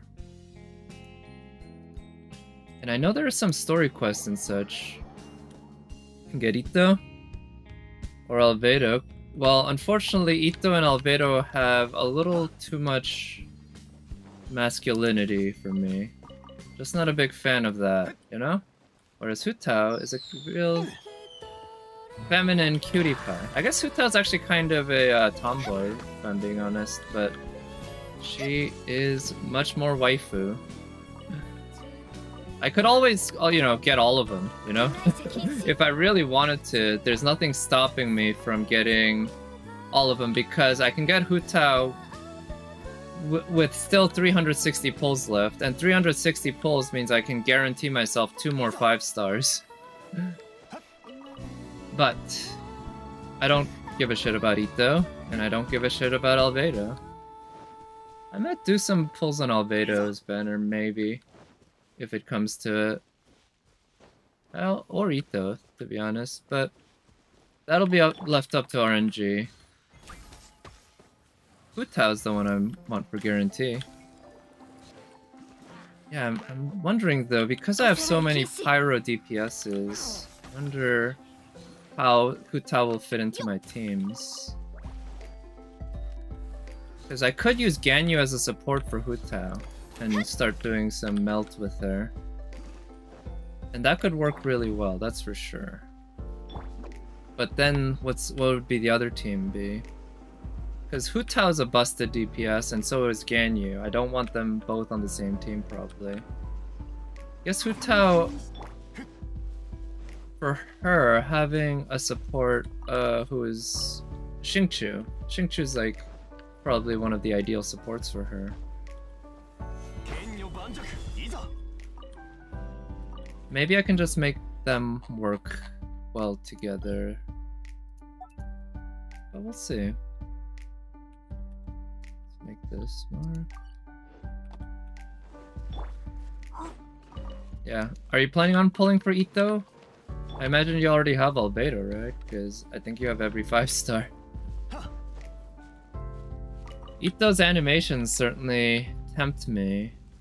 But, yeah, I'm never, ever gonna pull for a husbando just for husbando factor. Nope. Oh, Ito doesn't interest you? Okay. Yeah, see? Same boats, then. Well, for gameplay, well, that's what I did with Venti and Zhongli. I guess the only way I'd roll for a husbando is if they're a busted support who can make my waifus better. And it's not even so much better, it's like Zhongli fundamentally changes the game to make it way less frustrating. And that's really the main reason that I pulled for him. And even then, it's actually a kind of an accident that I got him. It's an accident that I got him because I did not intend to go into Soft Pity on his banner, but I did not realize that Soft Pity starts at 72. It started 1 earlier than I thought it did. And I somehow ended up getting sort of lucky, you might say, in that I got the 5-star on the very, very first Soft Pity. So I could have lived without him, I guess. But, you know, I have him now and he's damn good. So what's going on here? This thing seems a little bugged. The waifus, yeah, weapons usually make them busted too, I guess, but I don't pull for weapons ever. So that's just not a thing. Yeah. But that's the thing, right? The weapons make them do more damage, but they don't do what, say, Zhongli does in terms of giving you a shield so that you don't have to constantly deal with dodging frustration all the time. For a whole different character to... Yeah. Yeah, so I'll roll for a whole new character, not to make my character more effective, but to make the game more, like, manageable, right? Because without Zhongli's shield or Venti's burst crowd control, like, the game just becomes frustrating. And, you know, I get it. They designed the game to be frustrating unless you spend money on it. That's sort of the entire business model of the game. So I just have to live with that, I guess. But yeah, I'd much rather get a whole new character than... Oh, you know, all a weapon really does is give you bigger numbers. And I don't care about the numbers that much. It's not about the numbers. It's about the gameplay. And yeah, I'm not gonna get... Because right now I can complete literally everything in the game except 9-starring floor 12 of the Abyss. And I will never, ever spend anything on the gacha, and I don't mean money, but rather any primo gems in the gacha just to allow me to do that. That would just be complete nonsense in my view. Trying to get better, like, spending primo gems in order to be able to complete the Abyss? Yeah, no, that is not happening. Yeah, more weapons do stuff with their passives, that's for sure. The 5-star weapons especially. They each seem to have some sort of unique passive, but they're very minor in the grand scheme of things compared to like what Venti can do or what Zhongli can do, right? Like, I have Skyward Pride, for instance, that all it really does is give you this wind blade that shoots out at certain times, which is neat, but it doesn't affect the game like Zhongli or Venti, right? Let's see, what... So... And like Amos Bow, the passives aren't... It's barely anything, right? It gives you a little extra damage. I guess it actually gives you a significant... It gives you 40% extra damage, huh? If you stand farther away from the enemy, but that's not that big a factor. Movement speed, that's nice, but again, like compared to the shield that Zhongli gives you or the crowd control, it's negligible.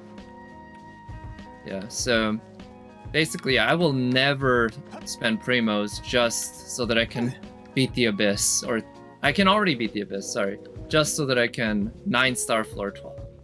That is just so a non-priority for me that it's not worth it. And if it's not the Abyss, I can already beat everything with ease at this point. So what else would I be getting out of it? Just bigger numbers on screen? A little less time spent on certain challenges?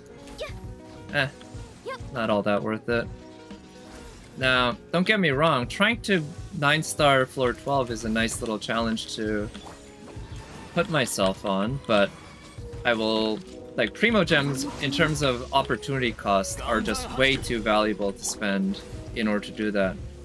Like, I will never spend primo gems for resin refills, for instance, right? To make primos?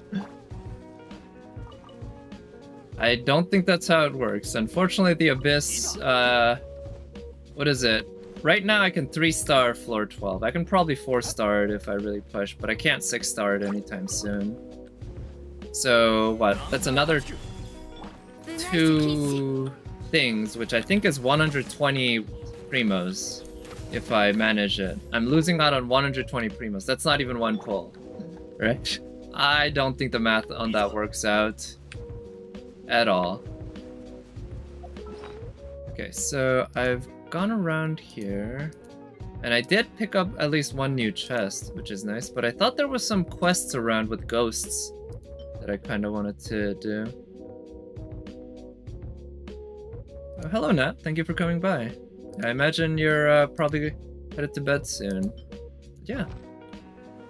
I just finished up the latest part of the new event, so got through that.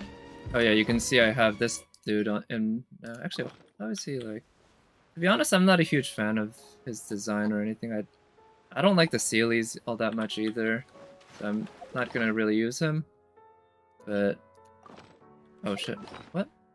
Oh, these are independent of each other. Okay, right, because one's actually one that you can actually use, and the other is a guy that just hangs out. Yeah, 40 minutes. Yeah, for me, to be honest, that seems a little quite late, but hey, seems like you're making your sleep schedule work. So yeah, the event, I'll say I enjoyed. The story, it's okay. It's okay. I didn't really enjoy that cutscene at the end very much. I thought it was a little too much production value for not a whole lot of important story-wise. But the actual event, I don't know, I guess maybe on this one, I didn't enjoy this latest one as much, probably because I brought Ganyu, and Ganyu just destroyed everything. And the problem is I don't have another cryo damage dealer, not one that's anywhere near the level of Ganyu. And this level was pretty much designed for cryo. So I decided to bring Ganyu, which, yeah, again, that made it really easy. But I'm looking forward to the next two. I imagine those will be quite difficult. And maybe I can try some challenge runs. I kind of want to do at least one challenge run with Kaching using the Black Sword.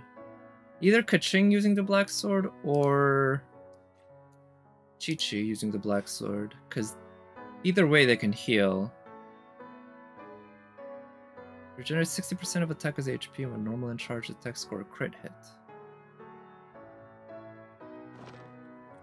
Yeah, I'm not sure which one I want to use. I could try either or both. But what I want to do is...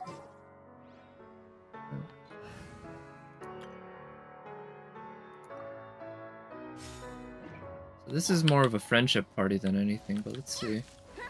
Does that do anything? No, nothing interesting. Okay.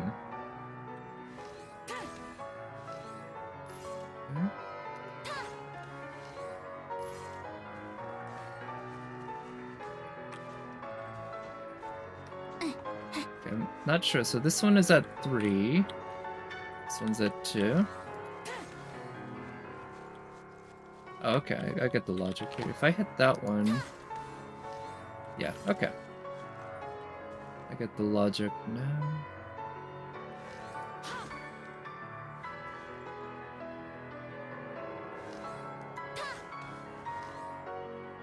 Okay, we got this.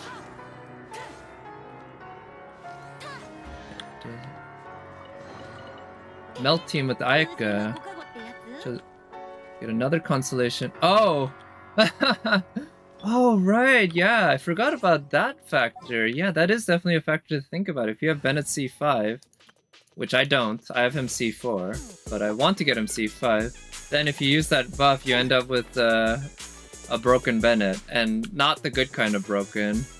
You get one who's only doing Pyro. Interesting. Wait, but Ayaka, how does that work?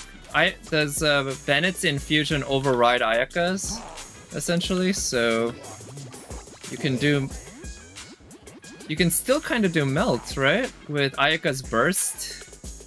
You can use Ayaka's burst and then attack with her Pyro. Probably not doing too much damage because Ayaka's Pyro damage is not very strong, I imagine.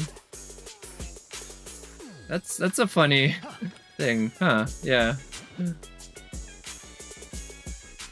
Well, I mean, it sounds like you still made it work, right? At the end of the day, the domain isn't that difficult. It's I'm not gonna say it's trivially easy or anything like that, because it isn't. But it's just not that difficult, so you can make it work. Yeah, too fast with her, yeah. I guess so. That's the reason I found it a little on the boring side when I was using Ganyu, because Ganyu makes things so easy. You know, actually, I kind of wish, nice, so, nice thing about this domain, or the labyrinth, is that you don't have a time limit to deal with. So, I wish they had structured it so that the enemies attacked fewer at a time. And they ate through shields or something, so that instead of... In the Abyss, basically, you're incentivized to shield up and go into the enemy's face and constantly beat them to death quickly. Instead, in this domain, they could have made it so that it's all about dodging. And with the number of enemies there are in there, dodging becomes a little too impractical, in my opinion. So, if they had made it so that you had tougher enemies, but fewer of them, that you had to just weave in and out through, that would have been interesting. I think that could have worked really well. What's this guy looking for?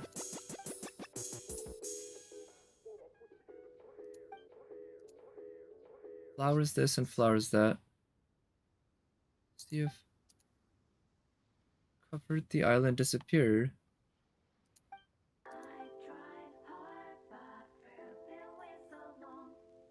Okay. Does he want me to give him flowers? I can do that. I have lots of flowers.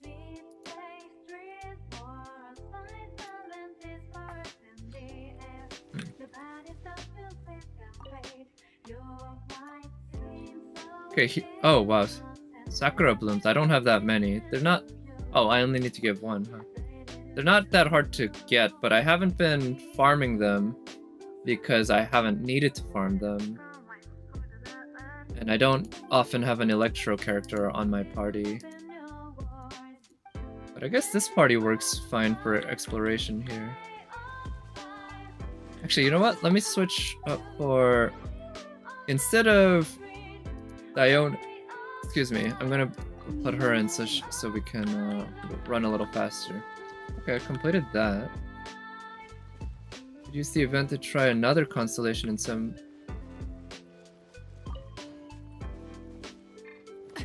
Yeah, right? So I haven't gotten that lucky with that one yet. I haven't gotten that particular charm that many times, and I didn't get it on the last run. Yeah, have I upgraded everything? Oh yeah. But next time I get it, I think yeah, that'll be good. And if I have Ganyu in my party, that could be a lot of fun, because that way I could double E with Ganyu. You know, like if and when Ganyu gets a rerun, which I'm sure will happen, and probably soon at this point. Her original run was January. I know that because I pulled her on my birthday. Or I pulled my second copy of her. So that's a while ago now. And I figure... Oh, nice. I know I'm gonna get an achievement from opening that.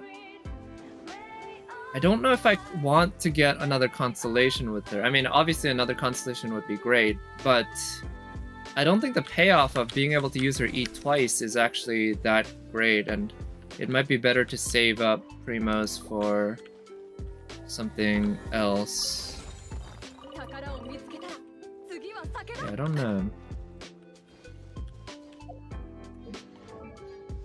But yeah. Let's see, what did I want to do? Oh, the achievement. I think that actually, yeah, I get a new name card. Sweet.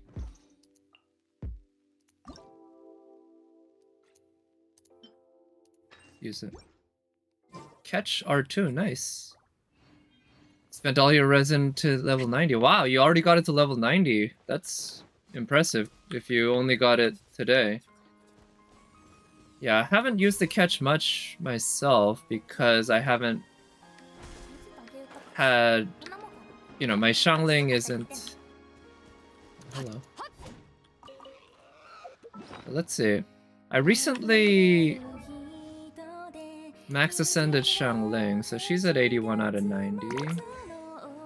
Do want to keep working on this. Ooh, I need to farm more of these. Yeah, I'd like to get her up. I'll probably use a crown on her, actually. But her artifact situation's still not good. But I imagine with the catch, you don't need to... You have a bit more leeway with crit rate, because Xiangling, basically all her damage is going to come from her burst, I believe. So the burst crit rate is really what matters here. But it's a pretty... Just from the stats alone, I can tell that it's a really good free-to-play weapon. What are you using it on, though? Are you using it on, Raiden? I feel like it's almost designed for her as a burst DPS, but I also know that Raiden's not necessarily a great burst DPS unless you have constellations on her. Crown on a 4-star? Exactly. I've already used the crown on a 4-star. Of course, he's a secret 6-star. I got this. And let's see, who have I even used my crowns on? 2 here, 1 here. I think that's it at this point, actually. But I'm gonna triple crown her one day, I'm sure. And I'm definitely gonna triple crown Barbara. Yeah. Ain't nothing wrong with triple crowning a 4-star, or even crowning a 4-star at all. Also, I think I'm gonna try another run at the Abyss. Probably not today, but with similar team. But I think on D-Look, I realized that his weapon might have not been the best. You can see right now his attack is 1.8k, 1.87. If I switch this to this, he actually gets higher attack, 1.97. It's pretty significant, actually. But I feel like the additional advantage of the Skyward Pride might be more worth it. Because I realized that the Luxurious Sea Lord, I think the elemental burst damage buff only buffs that initial big, what is it? It only buffs that big Phoenix at the beginning. It doesn't buff the rest of his attacks. So the Luxurious Sea Lord's actually a little wasted on him. Xiangling with the full emblem. Oh, okay, the catch. Nice. Yeah, that seems really solid on Xiangling. And it... Wow.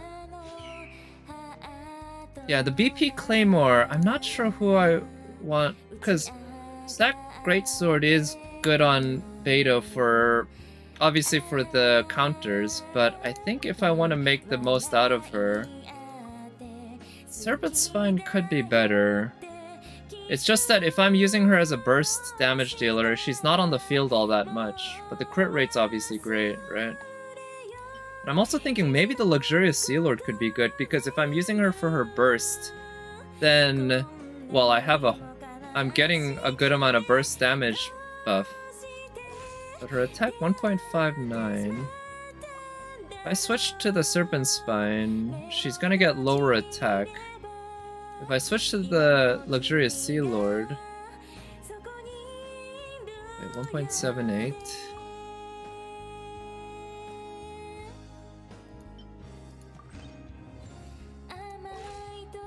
Yeah, the Luxurious Sea Lord is one that I might try. Let's actually give that a shot right now. I'm not gonna pay that close attention to the numbers, but if I'm using Beto as a burst damage dealer, then the fact that the Luxurious Sea Lord gives a 24% buff to burst damage, that's gonna be pretty significant. So that could be good. Boatman. Ay ay ay. This is it. Ay ay ay.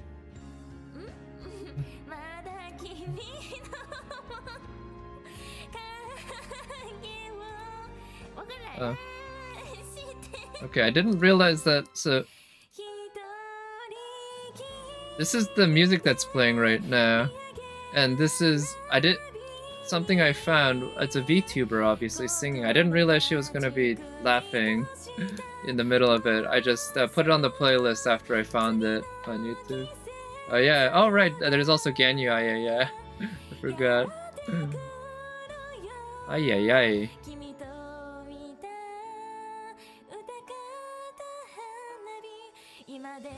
Cool. Yeah, it's I'll admit she's not. See, she's probably a decent singer if you actually do production on it, right? If you actually edit this music and use a little bit of the autotune software to make it work. But yeah, you can tell that this is just a live performance and she's not a professional performer in terms of singing anyway. I don't know who she is in terms of the VTubing. I did not realize just how big the VTubing world was. It's huge. There's so many VTubers I'd never heard of that were doing it in 2020 and even a little earlier. But so she's probably perfectly good as a VTuber, but as a singer, at least as a live performer, you know, she's an amateur. Xiangling does almost as much with their pyro set as with their pyro set.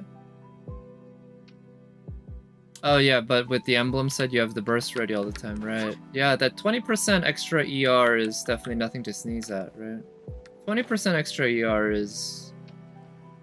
that's pretty huge in the grand scheme of things. Some characters don't even need any more than that, depending on the case, and if you have the right rotation set up. Right, how am I doing in terms of the exploration here? 92, so I've made some progress. I think I went from like 86 to 92 now. But one thing I do want to find... oh wait, what's this? Oh, this is the area we were in before. Oh shit. Okay, I don't want to use... I don't want to use Electro against these guys, right? Because it makes them stronger. Nice. Right.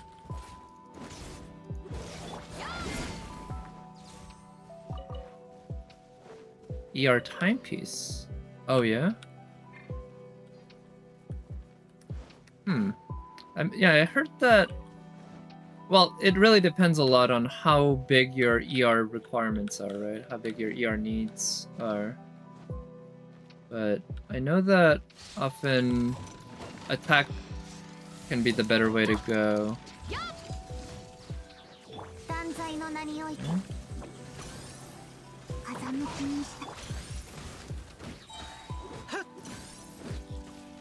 Try using her burst. 11k on that initial hit, I think that was a crit.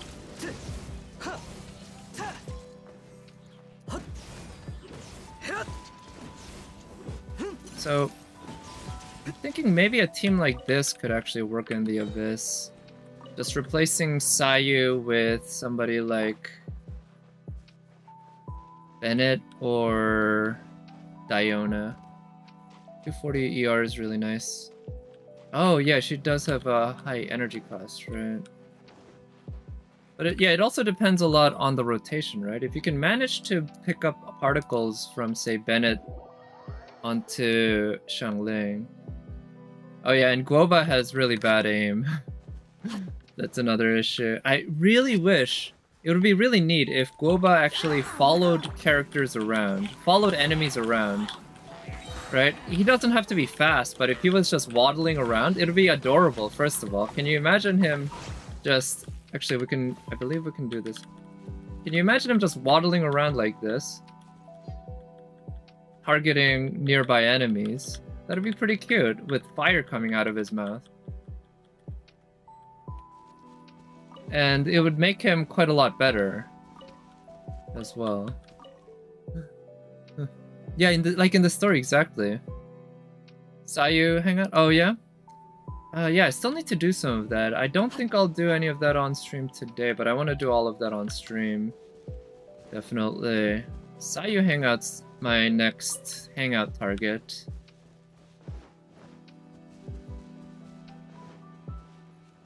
Let's see.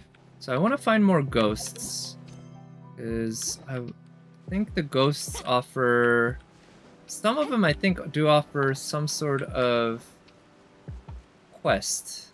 some quest line that you can explore. Also, maybe what I'll do is I'll equip this and see if I can chase around. Oh yeah, I was here earlier, wasn't I? This area is pretty well explored because it's pretty small, but Toma's hangout too. Oh yeah, oh right, you actually get to play with him in his hangout, like play as him? Yeah, how'd you like it? Because I remember you said after learning more about his kid, you didn't find him very interesting at all. And for me,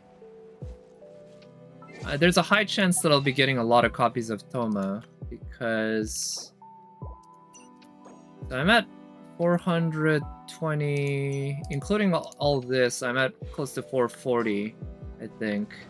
Which means I can go down another 80 before I'm at 360. So getting a free Hutao, essentially, I think would be worth it. But if I do, there's a high chance I'll be getting some copies of Toma, so that means I'll probably play with them. Cleaning Aika's domain? Oh, really? Like, you actually play as him, and in the story, it's like he's cleaning it? Yeah, I mean, I guess that's part of his job. He's sort of Ayaka's manservant. I do wish we saw more of him in the story, though. I like him. Oh, nice. There was a conch here, right? What was that? That wasn't just a crab, was it? That was a conch of some sort.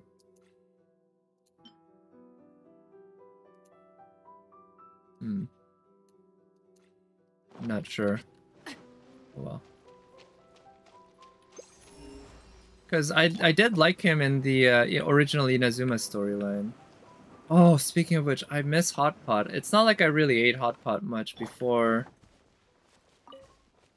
the pandemic and everything. In fact, I can't remember the last time I had Hot Pot. It was years before 2020 that I had Hot Pot. But they're fun and they're tasty. Ooh, that's something I should try to do.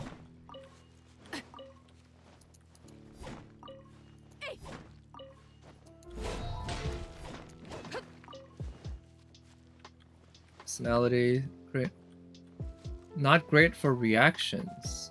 Oh yeah? Yeah, he'll almost definitely do much less damage than Xiangling, right? I figure that's because Xiangling has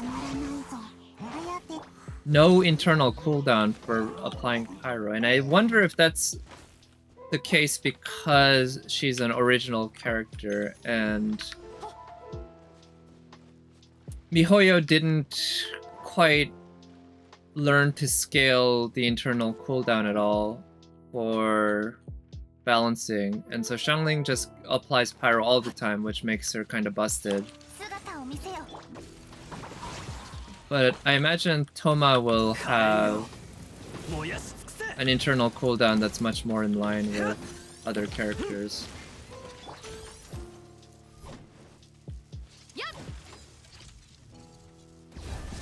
Okay, got the counter.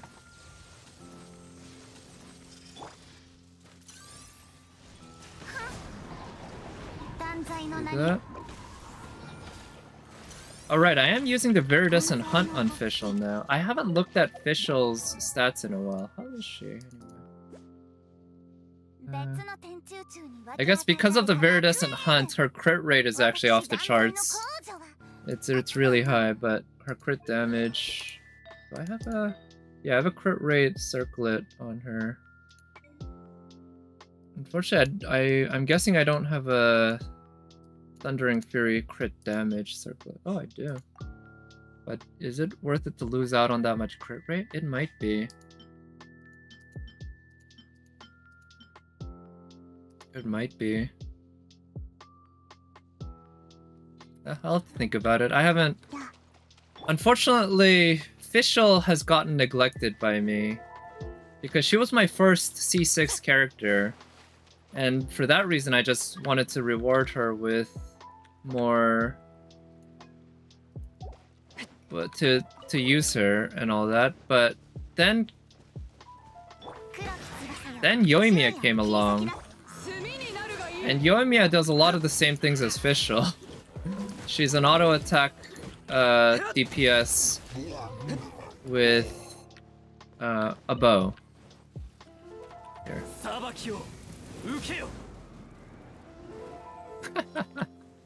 Oh, he survived it only to drown in the water. Poor guy. At least he got to get a nice little ride before he left. So more like a Xinyan than Xingqiu. Could be. I do. Well, he's a pyro shielder, right, Doma? So I'm thinking he could be an interesting character for me to slot in somewhere, because with one of my pyro DPSs, he can provide that double pyro resonance for extra damage. And the shielding is, of course, very nice. It's just that Bennett is just the all-around best pyro support, but he doesn't offer that shielding. Yoimiya and Fischl. That's certainly true. It's just that I kind of wanted to use Fischl as a physical DPS because of her speed, but now it looks like she's basically stuck as a support, which was her original role for me. But yeah, I could use them together, that's for sure.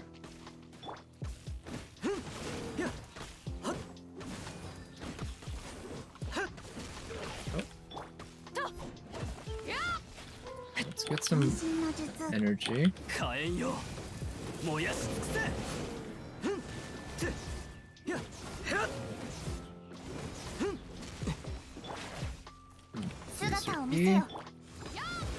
on. Yeah. My Beto still definitely needs a lot of work in terms of the ER. Even with the emblem set and Fischl helping out for energy, the uptime is not so great. Oh, another conch. Right? Wait, no, it said conch. Oh, it's a conch in the map, but when you pick it up, it turns into a sea Ganoderma? That must be what it is. That's why I picked up the conch earlier, and it looked like I didn't get anything. On tenure Ayaka, holy cow, already nice. Well, now you got an Ayaka's name card to show off. I guess Ayaka's been out for a decent amount by now. Yeah, do you use her all the time in the overworld and such? I figure she's probably good in the overworld because she's even better than Mona, right? She can actually walk on water indefinitely, whereas Mona, you can't. And she's just as fast as Mona on land.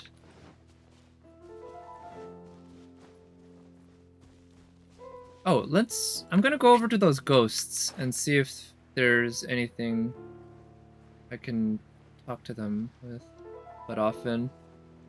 Monster from Dungeons and Abyss. Yeah, I would guess so.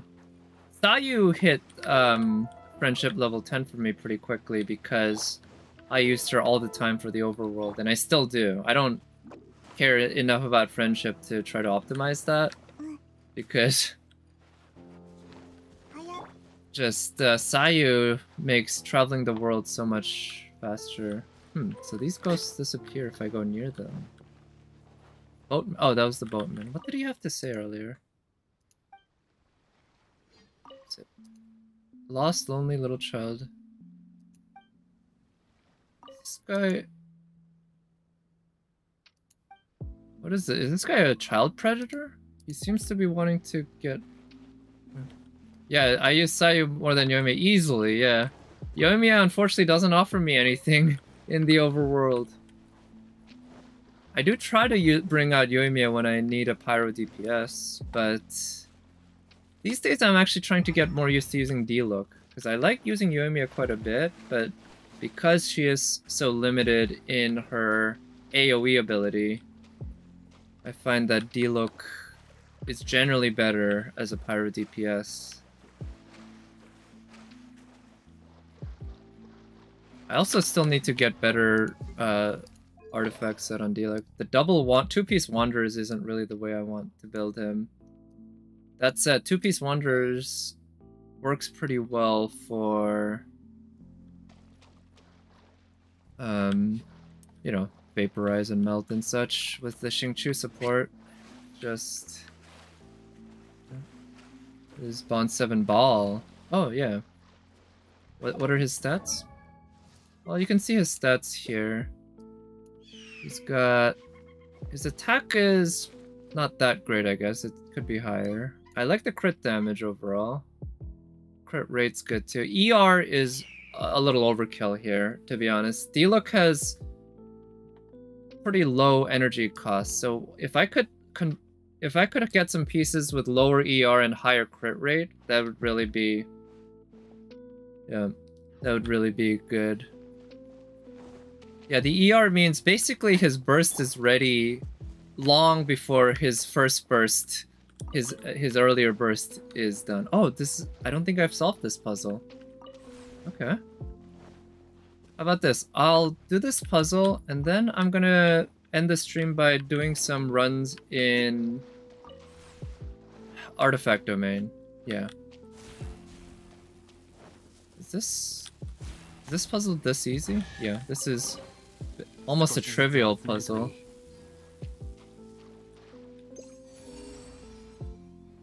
Yeah. Actually, let me look at his artifact. Where is his ER coming from anyway? You can see this one. This is actually a really good piece now that I look at it. 30% crit damage. Unfortunately, no crit rate, and it's provides 11% ER. This one, so this one is still a better piece than that. Look at how it rolled. This one, it never once rolled into crit rate or crit damage. It kept rolling into EM and defense. So this is where if I had attack or just more rolls into crit rate, this could be a good Hu Tao piece actually. That would have been better. This one is solid, but it rolled one too many times into defense.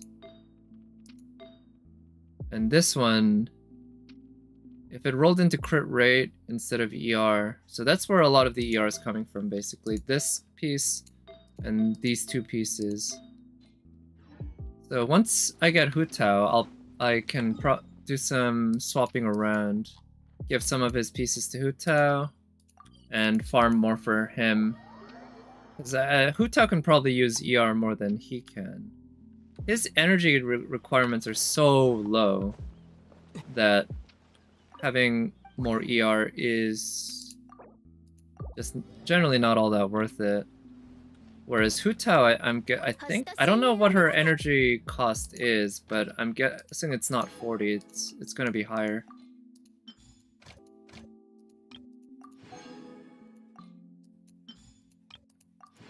So Hu Tao can probably use the ER. Am I 100% sure I'll roll Hu Tao? I'm probably 90% sure at this point. Because of all... I'm quite sure I can get Hu Tao without getting down to 360 pulls. I feel like, yeah, I don't need to go up to beyond 360 pulls. So, yeah, I'll roll Hu Tao. And... yeah, that'll be another cute waifu to play around with. And a busted DPS as well. Now, it'll take me a while to build her up. That's for sure, but it'll be fun building her up. Along with Xiangling, I guess.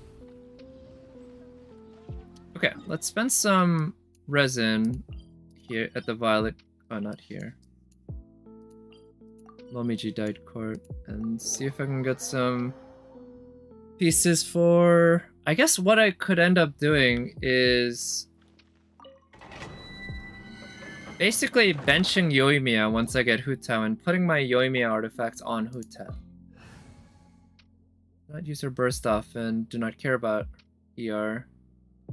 Yeah. I guess it does depend on how you decide to use Hu Tao, that's true. Let's try doing this with Diluc. I haven't used him much. Like, Ganyu is going to make it very easy, but I want to replace the Electro characters with some other characters.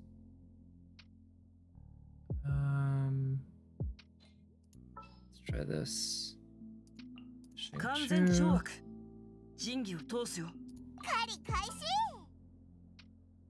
And against Lava Troll, shielders are pretty good, so 必 let's ずあ go な with たをお that. 守りします So no resonance, but just a solid overall team, I guess. Let's see how well Diluc can manage here, along with Xingqiu. Oh yeah, I also need to crown Xingqiu.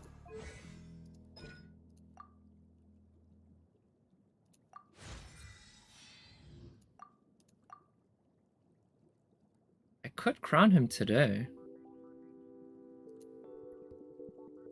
Let's save that for another time. Save 700k.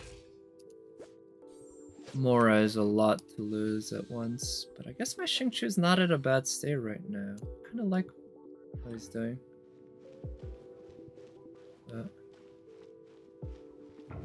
Yeah, and yeah, you've mentioned how you don't like how her burst causes her to heal, and that creates issues with getting that damage buff that you need. So that makes sense. Yeah, that you'd want to prioritize her.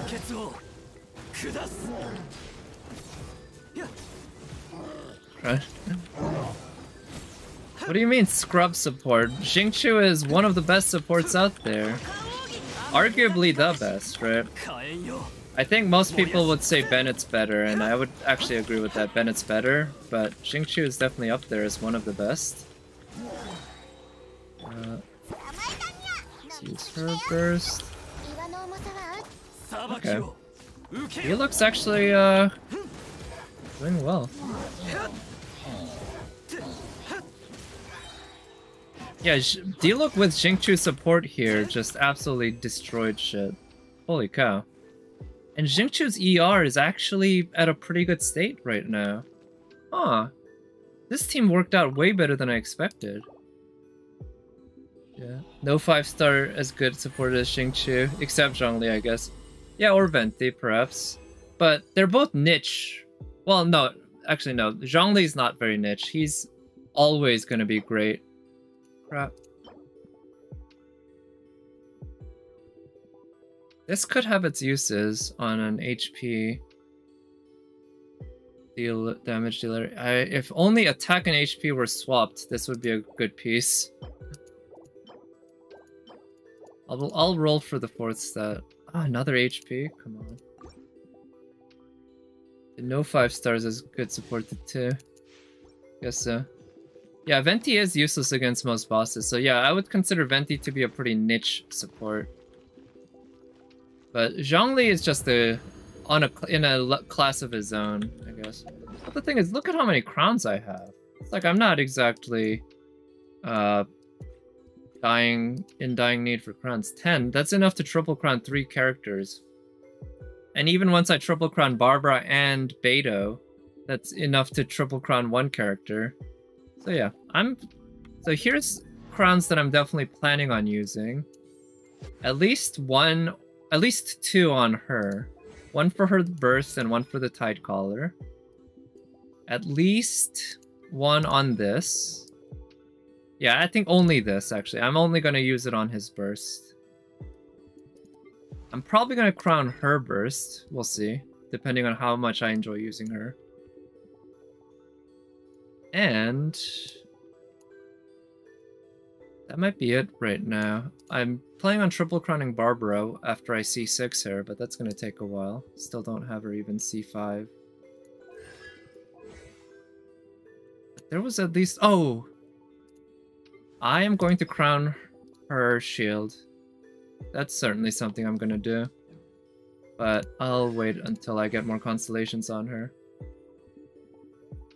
For Venti support being described as niche before? Yeah, I mean, how else would you consider it? Because when you're dealing with heavy enemies, Venti's as a support, he's not useless, right? The Veritas and Venerous Shred is actually very good, regardless of whether you pick up the enemies. But that's something that any Animo support can do anyway, so it doesn't really set Venti apart from anyone. So I would say Venti is a niche support because of the fact that crowd control is not something that you need in that many cases. And look at my Deluxe burst like energy right now. It's kind of ridiculous. Okay, put that shield, use his burst. Use his burst. Okay.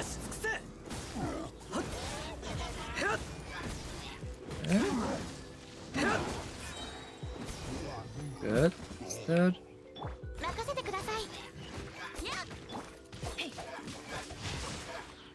Okay, put up that E. Oh, come on. Oh, what? Look at that. I cannot switch to target character, right? There should be nothing that prevents me from switching there. God damn. I bitched about this last stream, but it's still really infuriating that just because of the way some of the invisible walls and enemies are structured, it prevents you from switching to a taller character sometimes. Yeah, I've been before or after Eula. I hope before.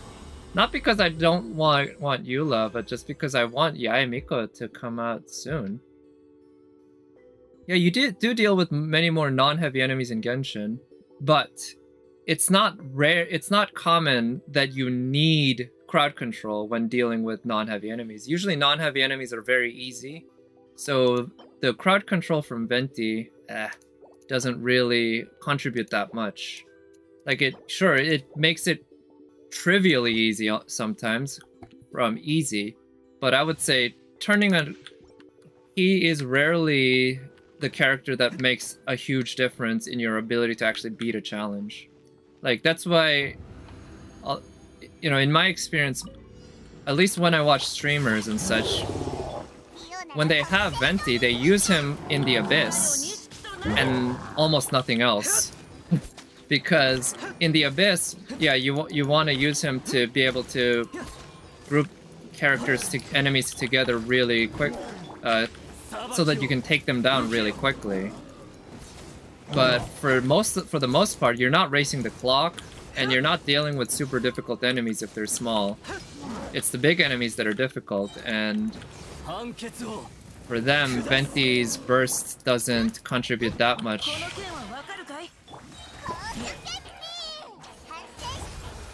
So that's why I would consider his crowd control to be niche. Dropping lots of frames there? Ooh, really? Okay. I'll have to check back on the VOD. Sorry about that. I don't know what's up with that.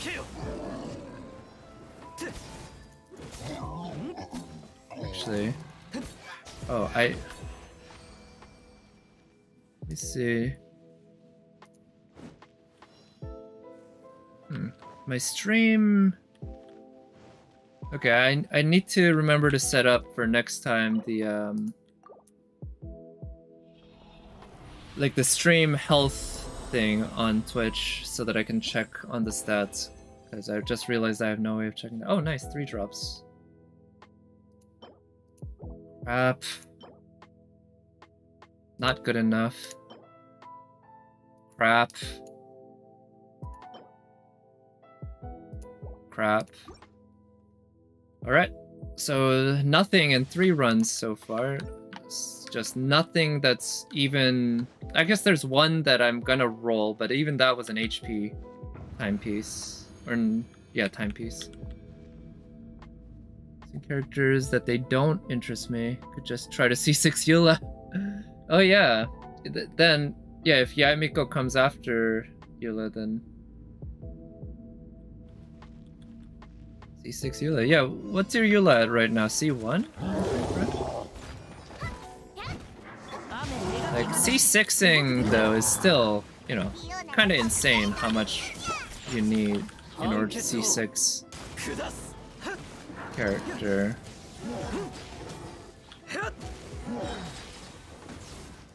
And 110 rolls saved. Yeah, so 110 rolls isn't even enough for another constellation, right?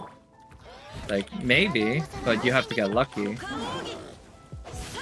So you need 5 more, which means 5 times 180. You need 900 rolls saved in order to get C6. Obviously that's in the worst case scenario, but with gacha it's usually best to guess that it's gonna be worst case scenario. Okay. Yeah, I think the Skyward Pride's definitely the way to go for my D-Look.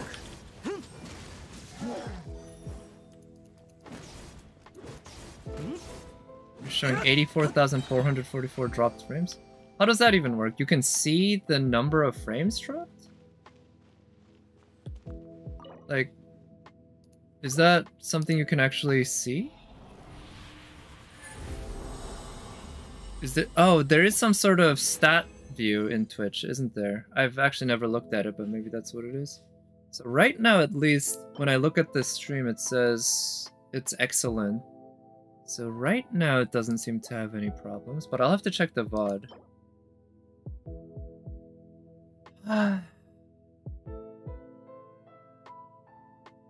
This could be good on...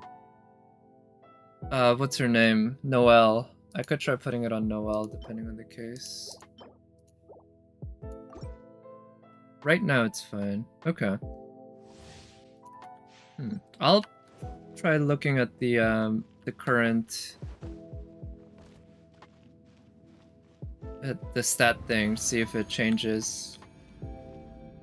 Farming for ET. Yeah, I guess he can use it. Any sort of defense character can use it. Because the ER definitely helps. Okay, you're looking at the stats there. Okay. Upper left corner. I see. Yeah, unfortunately, since I'm not I don't watch my own stream live, right? I can't quite tell, but what I'll do is actually leave a marker here, and that way I'll come back and look at the VOD, because if there are dropped frames, I believe the VOD should also have some issues, and just see what they are. But at least, it's possible that my roommate started, you know, something on the internet and that caused a brief, like, hiccup. But we'll see.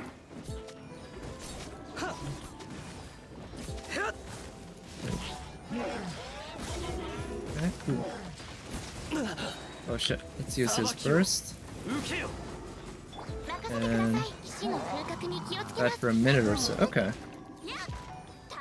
Yeah, I'll basically go back to when you first said I'm dropping frames and just see what it was like. See if it's something that at all I can notice. Okay. Freeze them.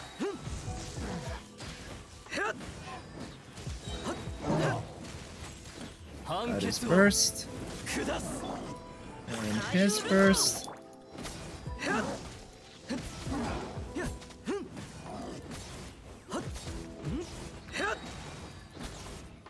And his burst is ready again, of course. There we go. And his burst is almost back to full again. Look at that. It's at like 80% at least.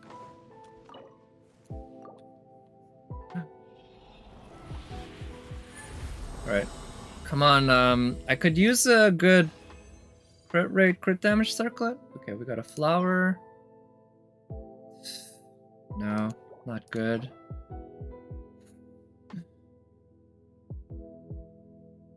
I could also use that on Noelle.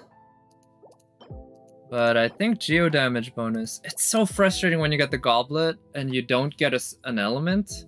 I would much prefer just an element of some sort instead of defense or attack on a goblet. It's such...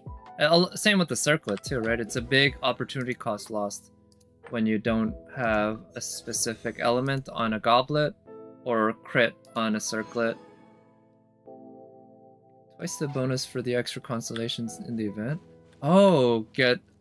yeah, I don't know how that works, if they have it so that you can only get it the one time, or if it's possible to get it multiple times. I've never seen anyone get it multiple times. I've only gotten it once ever, and usually 0 times, actually.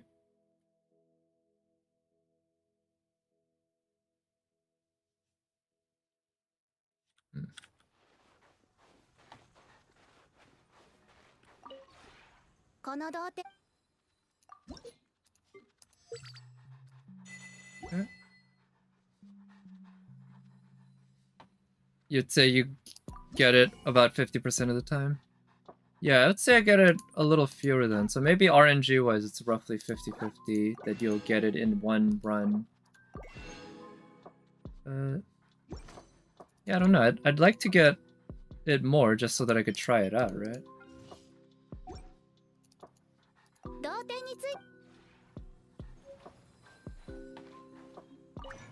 Let me start by rolling some of these. I'm still looking for some good Noblesse flowers.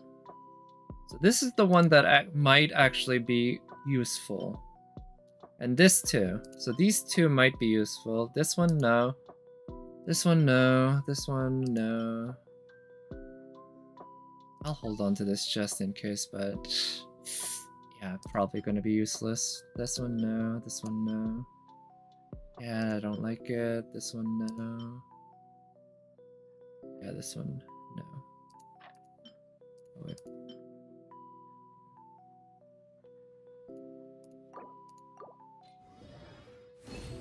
Which character would I like the constellation on? Let me think. Trash. Well, it's crit rate at least.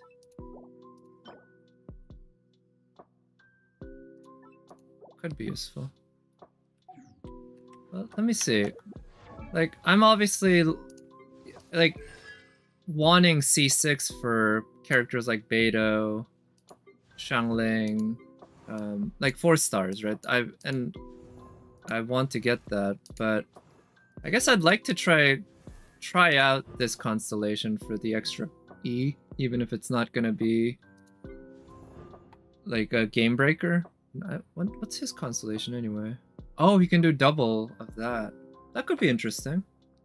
I don't know, maybe. C0.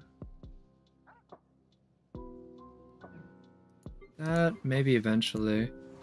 I want to get her C6, that's for sure. What's her C1? Oh, an extra 4 seconds. Oh, and an attack buff. That sounds really good. Actually, her getting another constellation would be pretty huge. Except Jean Caesar, exactly. She's the one I definitely want another constellation on. And by another, I mean one. But this one would make a huge difference. But the thing is, I just don't really use Sara these days because the lack of C2 makes it so that she's pretty finicky to work with. Her would obviously be good. Her I don't care about.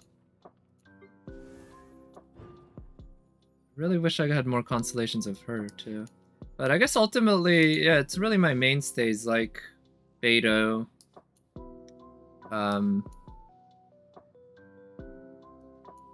Ganyu, I guess Diona. Oh yeah, this thing, like the extra constellation for this isn't actually at all useful really, but this one obviously would be. Yeah, I'd like 2 more constellations on Diona just for a stronger shield.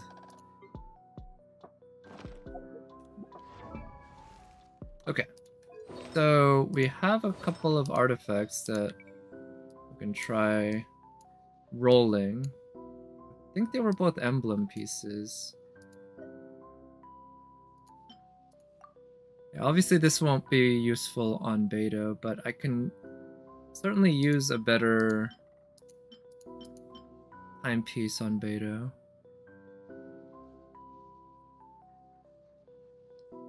This timepiece might ultimately be better because losing out on 3.5 crit rate isn't that huge, and if I can, yeah. But for now, let's try rolling this. Just see what stats I get.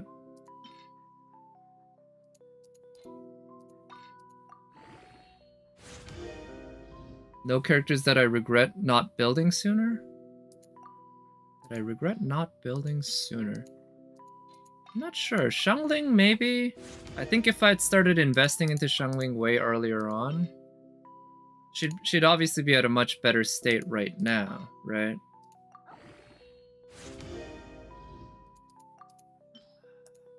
Maybe Xingqiu, but again, Xingqiu is at a... Okay, okay, I'm gonna hold on to this. I'm gonna hold on to this. Okay, of course we all know it's just gonna keep rolling into not flat defense, but defense, but okay, that's a good piece for somebody who scales off HP. More you play with Xiangling, more used. Yeah. I think that's I feel similarly in terms of Xiangling. I think Xiangling is a solid character that can do a lot for me. Right. Yeah, if it wasn't a if only oh god, this would be actually, you know, it wouldn't be a god piece, right? It would depend on what it rolls. But it'd be a much better piece if the HP and attack were switched. But hey, what can you do? I'm sure there are going to be other characters who scale off HP.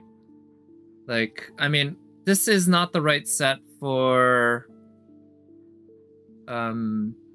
what's her name? Hu Tao, of course. But there'll be other characters that can use it. So it's worth holding on to.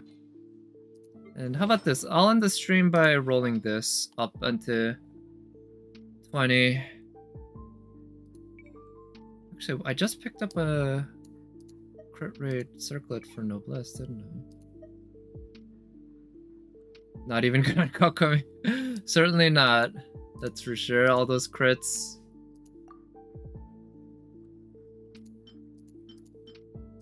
Okay, so I only have 2 crit rate circlets for Noblesse. That's how my luck has been. Let's see if I can get an ER roll on this.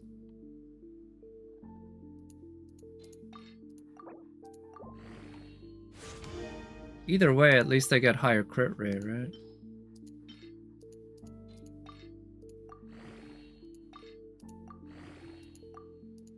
Alright, please give me ER.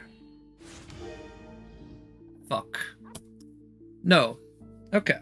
Well, if we get a character who scales off HP that needs emblem or that uses burst damage, I guess I have Noblesse and emblem pieces that are going to be good for them.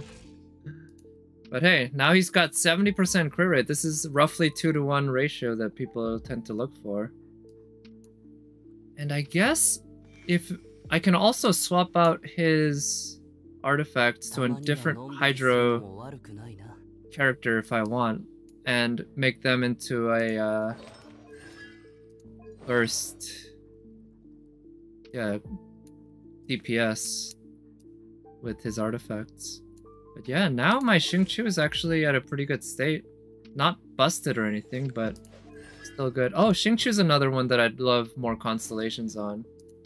Yeah, because getting the extra on E isn't that important, but that 6th constellation makes his burst that much better, right? It makes it way better, in fact, I think.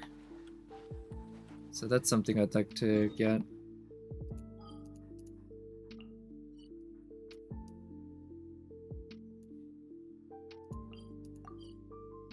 Still need Rosaria C6 for you, Eula? Wait, what does C6 on Rosaria do? Let me check, actually, because I have her. I still need C2 Rosaria, right? That's one reason I decided not to invest that much into her, because I only ever see one. Oh, physical resistance. Nice. Yeah. Figure one day I could, I'd like to build her as a physical DPS. And pair her up with maybe somebody like... Actually, I feel like Rosaria with a support Fischl and support Beto could be pretty good. Get a lot of superconduct going. And plenty of energy too, right? A lot of crits for Beto and Fischl's stuff, because Rosaria can provide the crit buff. Yeah. There is C6 one of the best support for Eula? Yeah. It's almost like they were designed for each other, huh? Kind of like how Sarah's C6 was almost designed for Ball, although she's designed for any sort of Electro support, right? But yeah, anyway, I think it's about time to end this stream. I didn't actually want to mean to stream as long as I did today, but hey, I had a lot of fun, and yeah, I was really tired at the beginning of stream. I had to take a nap after work, but now during stream, you know, I kept just getting more and more energy. I wish I'd enjoyed the event a little more. Unfortunately, I didn't. It was alright. But yeah, so what I plan to do is I might stream tomorrow. Yeah, I'm gonna do the FGO challenge quest tomorrow probably. And also maybe another game, but Genshin, you know, the event's not gonna unlock until this weekend, so I'll do that this weekend. But yeah, thank you again for coming by, and sleep well, Nat, and as well as anyone else. And I'll talk to you next time. Bye.